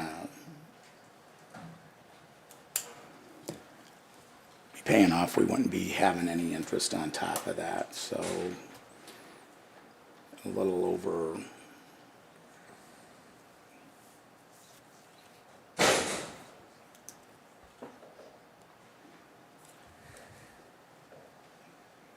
it's about 77,000. That seems very light, but maybe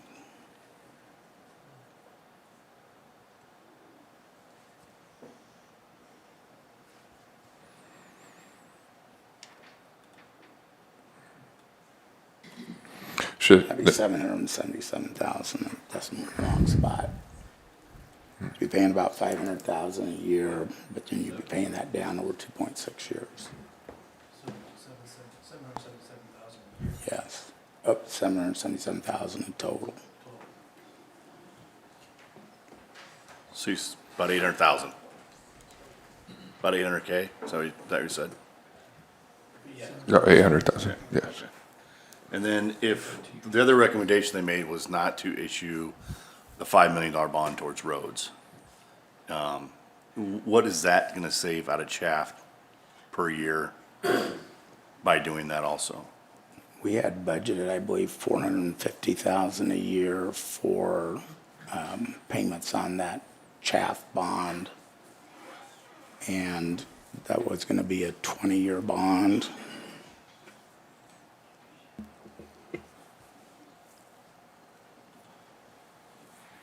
And so that would have been 9 million approximately in debt service versus 5 million if we would just.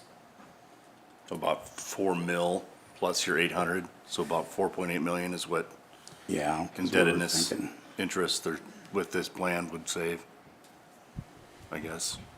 I'm guessing that was a big part of the reason you guys steered towards this type of plan, was to save those funds.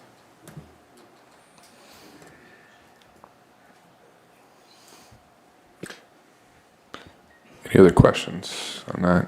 Is it, I don't know if that's something you want to expand upon, Councilman, or if someone from the committee wants to address that part of the discussion, or if not, we can move forward. But I think that's, to my understanding, that was a large portion of the discussion. Again, adopting the model that was used with the library, a pay-as-you-go plan. Well, the library was a pay-as-you-go too? Okay. Yeah.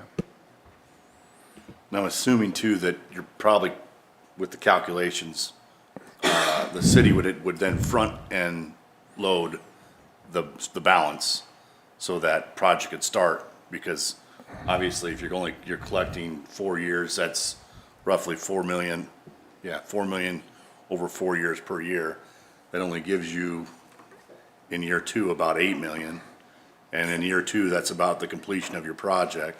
So the city's gonna have to front end this to get it started. If you want to start it right away, that's definitely. Looks like 2.2 mil would be what the city would have to want to front end.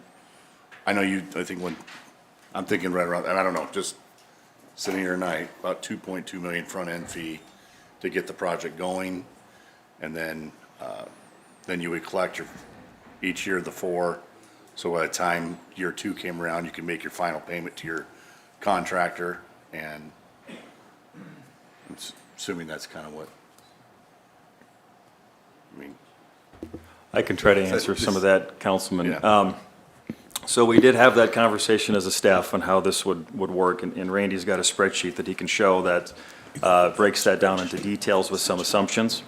But basically, because we've done a really good job of having a really good fund balance and hitting our 16% mark, allows us that flexibility that if we have to draw into fund balance to make sure that we're making payments, for instance, if there's products are ordered and it's on site, we have to make a payment, that we'd be able to do that. And then on the back end of that, we could replenish our fund once the police stations are all completed. Well, my So- biggest concern was basically being able to start right away and not waiting a year to collect on tax dollars. And that's been our concern too. And again, I think because we have a healthy fund balance, that we can do that to make sure that whoever the contractor is and materials are getting paid for that. And we can start right away. Yeah, and I just took a stab to try and see what something like that might look like. And I assumed that these payments would be even throughout the 24 months that approximately we're thinking the construction period would be. So this assumes about $422,000 a month of payments starting in April. And your first sales tax into your hands would be in June, or into the city's hands, because the businesses would start collecting those in April. And for purposes of this analysis, I assume all the non-allocated council priority dollars would go into this, which is about 1.2 million. And then the amount of allocated council priority dollars in in 26 and 27. So there's a total of about 1,480,000 council priority dollars built into this. That's just an assumption I used to put this together. You don't have to put those in there. But if you put those in there under those set of assumptions, your fund balance goes down about $1.3 million. And that $1.3 million assumes the council priority dollars are just spent and not paid back. You could do it another way and use council priority dollars and then pay them back. There's all kinds of different ways you could skin this cat, but these are just real rough estimates. We don't know what the project will cost yet. We got an estimate, but as we just found out on the grit facility, those estimates can sometimes be way off. So this is just trying to give you some idea of what this might look like, which would be, if we wanted to use council priority dollars to help fund that, about a $1.3 million negative in the general fund. And that would be paid back then. I assume we would pay the general fund back and get that fund balance back because we got sales tax. And that would then get that paid back in July of 2027. And if you wanted to pay the council priority dollars back, that would take you till about December of 2027.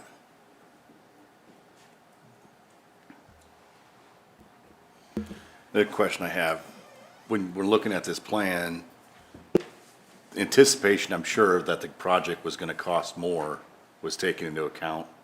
And is this plan the best to help protect the city and the citizens from a potential change order or increase in costs, as far as like how the payment's coming in, and to cover those costs without, all of a sudden you've got a project you're under budgeting for and it comes in over the cost and you have to find other funds to allocate to pay for that. So when I'm imagining I wasn't in those, but was that part of the conversation? Like this is a safer way to make sure that we're protecting people from potential construction overages.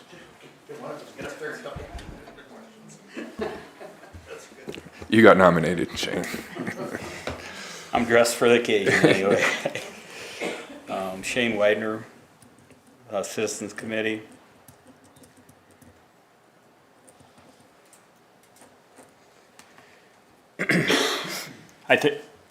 Councilman Clausen, I think you have outlined that pretty well. I would say that the Citizen Committee worked hard together and really went in with an open mind and pressed together a lot of ideas. City staff knocked it out of the park as far as providing information for the committee to digest and kind of look at all the options that really are available. You know, other than cutting services, at the end of the day, there's only so many strings you can pull, and I don't have to tell the council that. So the plan was outlined. We're going to try to bracket this in a way that the citizens could digest. So 4-year time frame, kind of brackets it with the election. You know, you get 4 years. It sunsets. We set that standard pretty clearly in this plan. The citizens know what they're going to get. It produces the dollars that was Randy described, and you see on the board. It frames it in a manner that allows for some inflation and some growth, with the priority being that police station expansion. Hopefully, that inflationary cost doesn't hurt that $10 million too badly, and there is some room for street expansion and dollars going in our sorely needed street improvement program. So we're trying to put all that together in a plan that was simple and it could be understood relatively easily and meet the needs of a growing city. So that's what we did as a committee and brought forth this recommendation. It really, in my opinion, is a pretty good, solid plan. It does a number of good things. It allows for that funding source to come forward. Again, it hopefully builds some trust with the community based on what a council decision made with the library going back in time. Kind of builds on that model and allows for a good spot for the citizens to hang their hat for sorely needed improvement, and sunsets it, right? So once that trust, the theory behind that, once that trust is established and built upon, if this is embraced by the citizens, and then if there's another need that comes about in 4 years, you know, then you can go back to the citizens again and ask for additional dollars for whatever that project the community designates that need to be, you know. So that building that trust factor was a major consideration for the Citizens Committee, in my opinion, and the other folks can speak directly to that. So that was our goal, to keep it simple, keep it bracketed, pay as you go, not increase taxes, and get the product at the end of the day. I think this plan does that. So, you know, we'd be happy to answer any questions that you have from a citizen committee perspective, but in a nutshell, that's pretty well described with how you outlined it there, Councilman.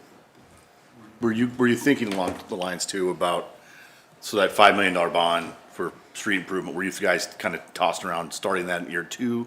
Like, you know, start working on street improvements, or waiting till the project, you know, the end of 4 years, and then, or were you thinking maybe front ending some street projects and moving through the process so you could start? I didn't know if you were focusing on that part of it at all. As I recall the conversation going, you know, that really the front ending was, as you described, is for the police station. Okay. You're front ending that with to get the project going, so we don't have to wait anymore on the police station, and then you pay back that fund, as Randy described, on the back end side of that.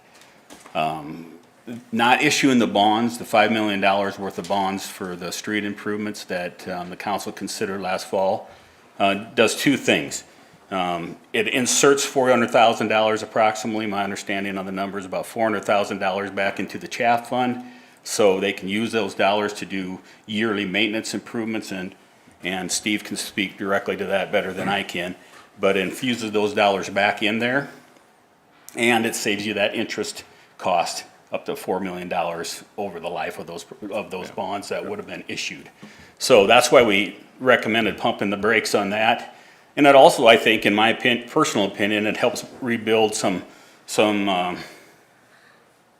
trust with the community a little bit, because we're paying as we go. We're not borrowing additional dollars. You know, when the council made the decision to borrow money to do Benjamin Avenue, a sorely needed project, you know, the interest rates were low. The project turned out amazing. It's done now. It looks good. I think the community can be very proud of that, you know. So as we take another bite at that, the interest rates have went up, obviously. So that causes all of us out there more concern. We tend to pump the brakes when interest rates go up and consider borrowing money a little more strongly than we would when interest rates are 1% or 2% or whatever the city was borrowing at for Benjamin Avenue. So all those things were talked about in earnest with the Citizens Committee, and we came up with this plan. So that's where we're at. Yeah, I think it's a workable plan for the citizens. Shane, since you're up here, was there consensus in the end among the committee on this moving forward? 100%. And it wasn't a slam dunk consensus. What I mean by that, there was lots of discussion, lots of serious questions to the staff, and lots of explanation and digging into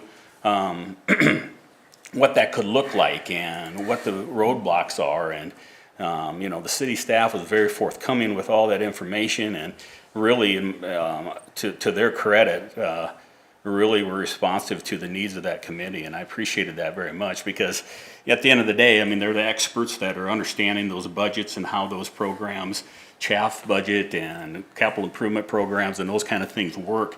So they took their time and they explained that. When we had a pushback, they were forthcoming with that information. At the end of the day, even the city staff was saying, hey, this could be workable. Let's get this some breathe time out there in the community, and that's what's been transpiring. It's my understanding. So I appreciate the open houses that were held, and hopefully there's some more discussion happening out in the community. And at the end of the day, we got to make a decision. So you guys are going to have to make that happen for the citizens, and we'll go from there. Make sense? Very good. Any further questions? No, for Shane? thanks, Shane. I Okay. just appreciate Thank you, your time. Shane. I do have one, and if anyone from the committee wants to take this on, but Shane mentioned, nobody's excited to raise taxes, and we recognize that the impact on a sales tax increase falls heavily on our business community and ultimately the consumers here. And at the public meeting, I heard that talked about. I know none of that was taken lightly. Troy, not to put you on the spot here, but you're a business owner and you were part of these discussions. I'm sure that was not an easy discussion to have necessarily, given your position in the retail community here. But if you might want to comment on that a little bit and how that discussion was considered amongst the committee. Yeah, that was a tough discussion. I wasn't looking forward to. I mean, I served on that committee because I felt like it needed somebody from our sector to our input. Kind of when I went into it, the last thing I wanted was a sales tax.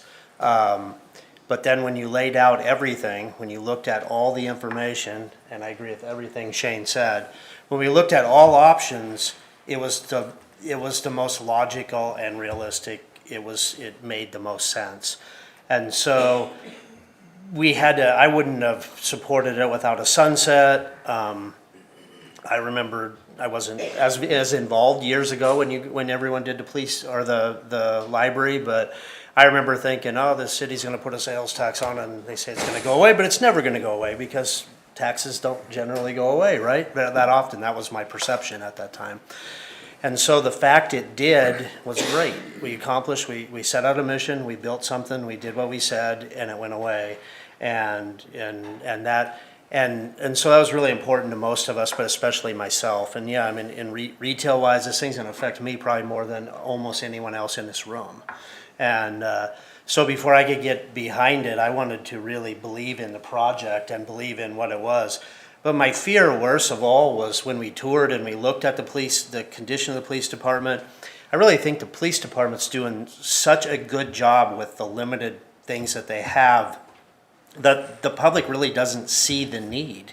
We drive by the building and the grass is mowed and the building looks okay, and we don't realize the condition that they're working with, and they just deserve better. And I remember leaving and having conversations with a couple other people on the meeting that our staffs are spoiled, the working conditions that we work in versus what Chief Miller and the officers and the staff work in, and they just deserve better. And so, again, when we look at the negative of having the sales tax, which again, I'm not in love with that, but I like even less thinking about a time where we can't respond to a 911 call, or when we have any kind of gang issues, or if we have a lot of the migrant problems that certain areas of South Dakota are starting to have, and different things like that, and we don't have the staff, or we don't have the public infrastructure and the staff especially to deal with those in the right manner. When customers come to shop with me from O'Neill or Wayne, I want them to feel comfortable that they're going to come to a safe community, that if their car's not going to get vandalized, we're not going to have issues. And if they do need help, there's going to be somebody there to help them in a reasonable amount of time. And I'm not certain if this thing doesn't pass, that, I don't know, I mean, just my own personal opinion, but I don't know how long we're gonna go before the citizens start noticing problems. And I don't think we're that far out. So it's super important that this thing gets figured out and passed, so, but. Thank you, Troy. Hey, one question, unless anybody else has any other questions. Yeah. I know you weighed several funding options, Right. right? So this sales tax wasn't the only one. You Absolutely considered not. others like occupation taxes, Yeah, well, I mean, lodging everything taxes, from everything. property tax at the very Right. beginning, which was Right. quickly dismissed, but everything, I mean. Yeah. Yeah. The property tax was thrown out. That doesn't comes in. And can you just comment on why everyone felt most comfortable landing on the broad-based sales tax versus Yeah, I mean, it was versus an occupation tax or lodging tax or the something? the timeline of getting this project accomplished, it really, I mean, 4 years is not a long time in the grand scheme of things. We looked at other, sin taxes and hotel, motel, and a lot of other things, and we just didn't see, the turnaround, the payback was too long. I worry about if we do something that's gonna take 10 years, 12 years to pay back, if there's another issue that pops up in the next 10 or 12 years, and we're already maxed out what we can do, where do we go then? And so I think that it in our opinion, and I know that I've heard some good discussion on other ideas, but I think all of our group would still agree, and I do to this day, I mean, just as firmly as I did after we made the recommendation, that the right avenue was the half-cent sales tax. It does allow people use our police and our, and that as well. I mean, it's the best, it was the best way. So again, we looked at it, we spent hours, I mean, Scott will tell you, we spent hours and hours, and then we each one of us talked to lots and lots of people within the community. And I mean, it's not, I hadn't found one person that was like pumping their fists in the air about increasing the sales tax. But even worse was what happens if we don't fix this. So we were commissioned to solve a problem that really is not what we wish the problem was, or not what we wish the funding mechanisms were. It was what reality we had in front of us. So that's what we did. So. I remember some of the discussion about the library, the broad-based sales tax appealing for that, because all citizens, not just citizens, actually have free access to the library. Yeah. We all, as citizens and people who are visiting here, sometimes need, we all benefit from public safety and the confidence that comes from that, but also those services. So I think in that way also fits as a model for funding mechanism here. We have people that choose to send their children to school here at Northeast, and we want to make sure that the parents who are doing that also from other communities can be confident that their kids are coming to a safe community as well. Like I said, I commend the police department for doing the great job they're doing already. And they've made it a little harder for themselves because we're not seeing these issues, but we're just right on the doorstep of it, in my opinion. Thank you, Troy. Mayor, if I may, there was also some discussion amongst the committee that the occupation tax when you're doing food and beverage and hotels would be better for something that was bringing additional people into the community and helping pay that. And one committee member in particular felt that it wouldn't be appropriate for a service like police and streets. So that was one thing. I also wanted to correct my number that I put out earlier. That's more like 1.25 million. I actually ran it through a spreadsheet instead of trying to do it quickly with my calculator on the phone. It's about 1.25 million, which is interest plus about $100,000 of bond issuance costs that's saved by not going through a bond issue and doing pay-as-you-go. Thank you, Andy. I appreciate the point, too, that historically occupation taxes have been used in the community to pay for those things that are thought to entice visitors to town to help pay for them, like Aquaventure and the Memorial Field improvements. So thank you for that note. Anyone wishing to speak? Anyone else wishing to comment on this?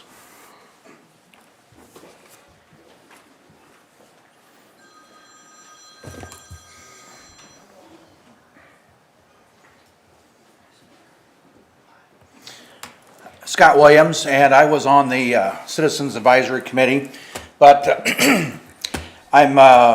all those comments from Shane and Troy were very well placed.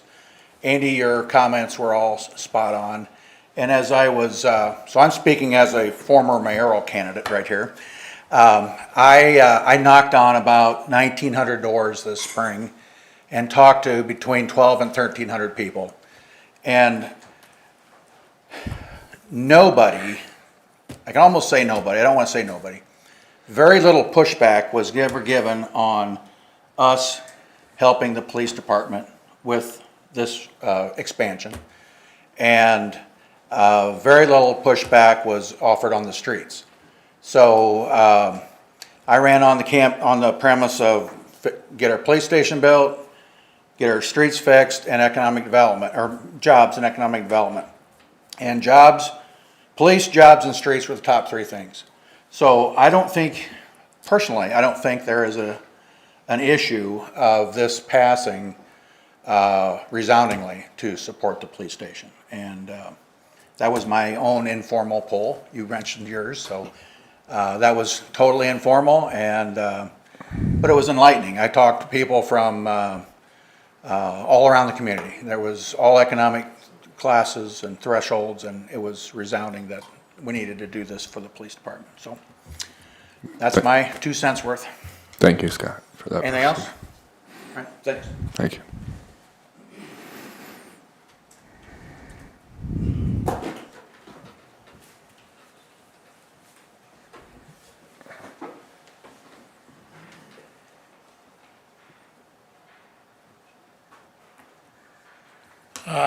Brad Brooks. I was also a member of the committee. And I've been harping on the need for the necessary improvements for the police station for quite some time. And as Shane and Troy and Scott mentioned, the committee did a lot of due diligence. We got a lot of good input from Andy and from the finance side. And I honestly believe that this, of the various options, this was the best one. The sales tax is going to affect everyone. I'll grant you that. And there's going to be some people that don't like it. But it shares everything. Everybody's going to get to help pay for this improvement. And we're under a little bit of a time crunch. It may not seem like it, but we first presented this on the 18th of March. It's the 17th of June, and I believe, Brianna, you said that we have to have something by the 1st of September. Well, you can do the math. It's as simple as that. And we really need, a lot of people walk around, oh yeah, we support the blue, we support the police. Well, here's one time you really got to step up and do it. Because the pressure that these fellas, folks, guys and gals are under to do what they do with the tools that they've got or they don't have, it's unbelievable. When you find out that when this building was built in '87, that it wasn't even big enough then, and here we are 36, 37 years later, and obviously it's not going to be big enough. So I would urge you to get after it. Let's get the thing drafted. Let's get any interlocal agreements that we need to get done. Let's get it off, and let's get it on the ballot. And there's going to have to be, once we get it on the ballot, there's going to have to be additional education, indoctrination on exactly what we're dealing with. It's not plain black and white. There's going to be people out there that are going to be opposed to it, and we need to educate them to where we bring them over to our side. So that would be my 2 cents worth. Thank you, Brad. And thank you for your service on the committee. Mayor and council, just, and Randy might pop in with a little more information on that, but I know one of the things that was presented is a function of all the different options there, but on the sales tax side, I believe it's 45% of our sales tax, plus or minus, actually comes from outside city limits. So the burden on the local citizen of Norfolk is only about 55% of that sales tax. Good point. Thank you, Steve. Anyone else wishing to speak on this?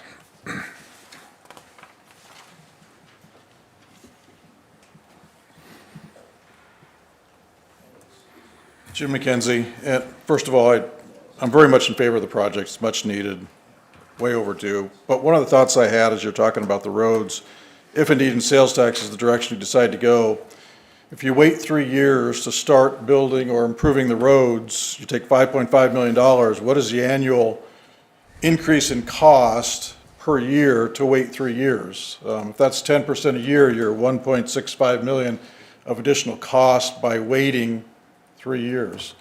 And we just heard about the water pollution control improvement, and that was what, 50% over 3 years. So if you're gonna do it sales tax, and you know you're gonna put 5.5 million in streets, and the citizens are approving that, does it make more sense to issue bonds for 3 years and start on those projects immediately and save yourself that 1.6 million, who knows, it might be 2.5 million if it's 50% increase. So I think it's something to consider. Thank you. Thank you, Jim. Jim, that might be, I think, the second or third time we've found agreement on something. I argued pretty strongly for the street improvement program to be put in the budget last year, recognizing that need and the costs of waiting, as I've talked about before. So I know those are some of the discussions that the committee had and some discussions that the council's having too. Shane kind of brought up the idea of maybe finding a way to finance the first couple of years of those street improvements and then get paid back. I think that's still doable. I think that's still a conversation to be had. So it's a good interjection to the discussion here. Appreciate it. It was the second time. Second time. Councilman Webb is keeping track, apparently. All right. Anyone else wishing to speak on this? Okay. Well, we appreciate that. Good discussion. It looks like Chief Miller would like to make a few comments. Just real briefly, I just want to remind everybody that this has been a process that hasn't just come up all of a sudden. We started our space needs assessment back in 2020, and we've been working in this process. And we've had a lot of support, and I want to thank everybody for the support.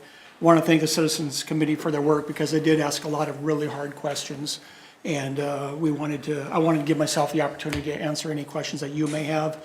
I will ask if something would proceed. I am out of town the 15th of July, so if I need to be here for that meeting, I'd ask that you pick a different date. Other than that, do you have any questions for me? I obviously have a inside scoop on the needs and what we've been doing with this over the last couple of years. Say that part again, Chief. July 15th does not work for you for the... Right, July 15th is what is, I think, originally proposed there. I'd be fine with the 7th or the first meeting in August, but just wanted to throw that out there too for consideration. Does the council have any issue with adjusting that forward to the July 7th meeting? I think the only complication that I would foresee we would have is time to get an interlocal with the county. I can maybe defer to Danny on her thoughts if she thinks that could happen by that date. But that would be the one complication to meet the next meeting in July. So moving it to July 1st, which is what we're talking about here, my concern would not be in terms of the interlocal and the resolution. I think my only concern would be the fact that there are budget meetings scheduled for July 1st and July 8th. And so I wasn't sure if we're talking about a pay-as-you-go option, if it was prudent to make sure that those budget conversations were done before we were going to move this forward. So that's why I had originally suggested July 15th.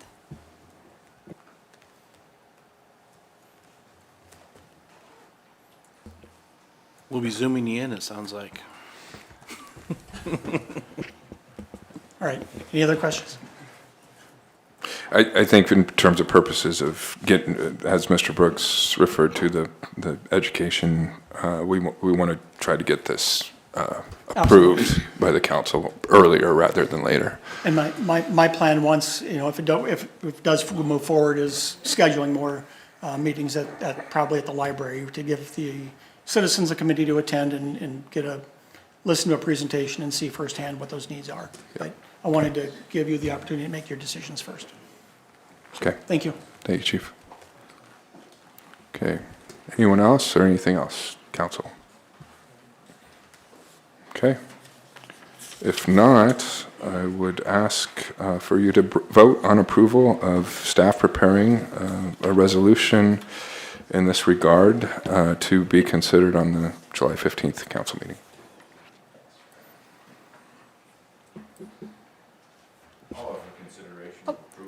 I think we have a We've motion. got the motion in the second. Yeah, we're just voting, yep. Yep, just please vote. All council members present voting in the affirmative, motion carries. Okay, not quite done. This is one of our quarterly public comment periods. So no legislative action on behalf of the council can take place at this time, but we do open up the floor to public comment should anyone wish to make statements on affairs of the city at this time.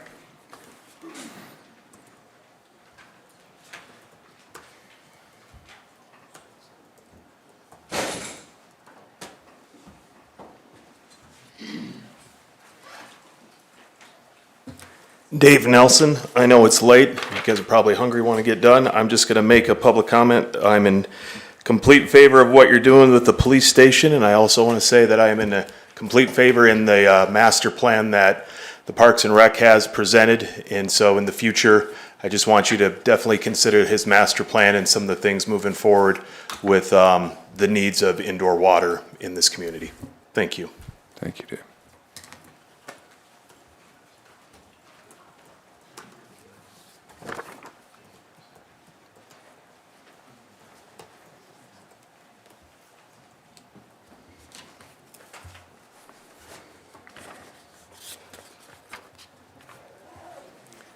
Yes, I'll make it real sweet and short here. I want to thank Nate Powell for the new signs at Tahazuka Park. For the fields designating.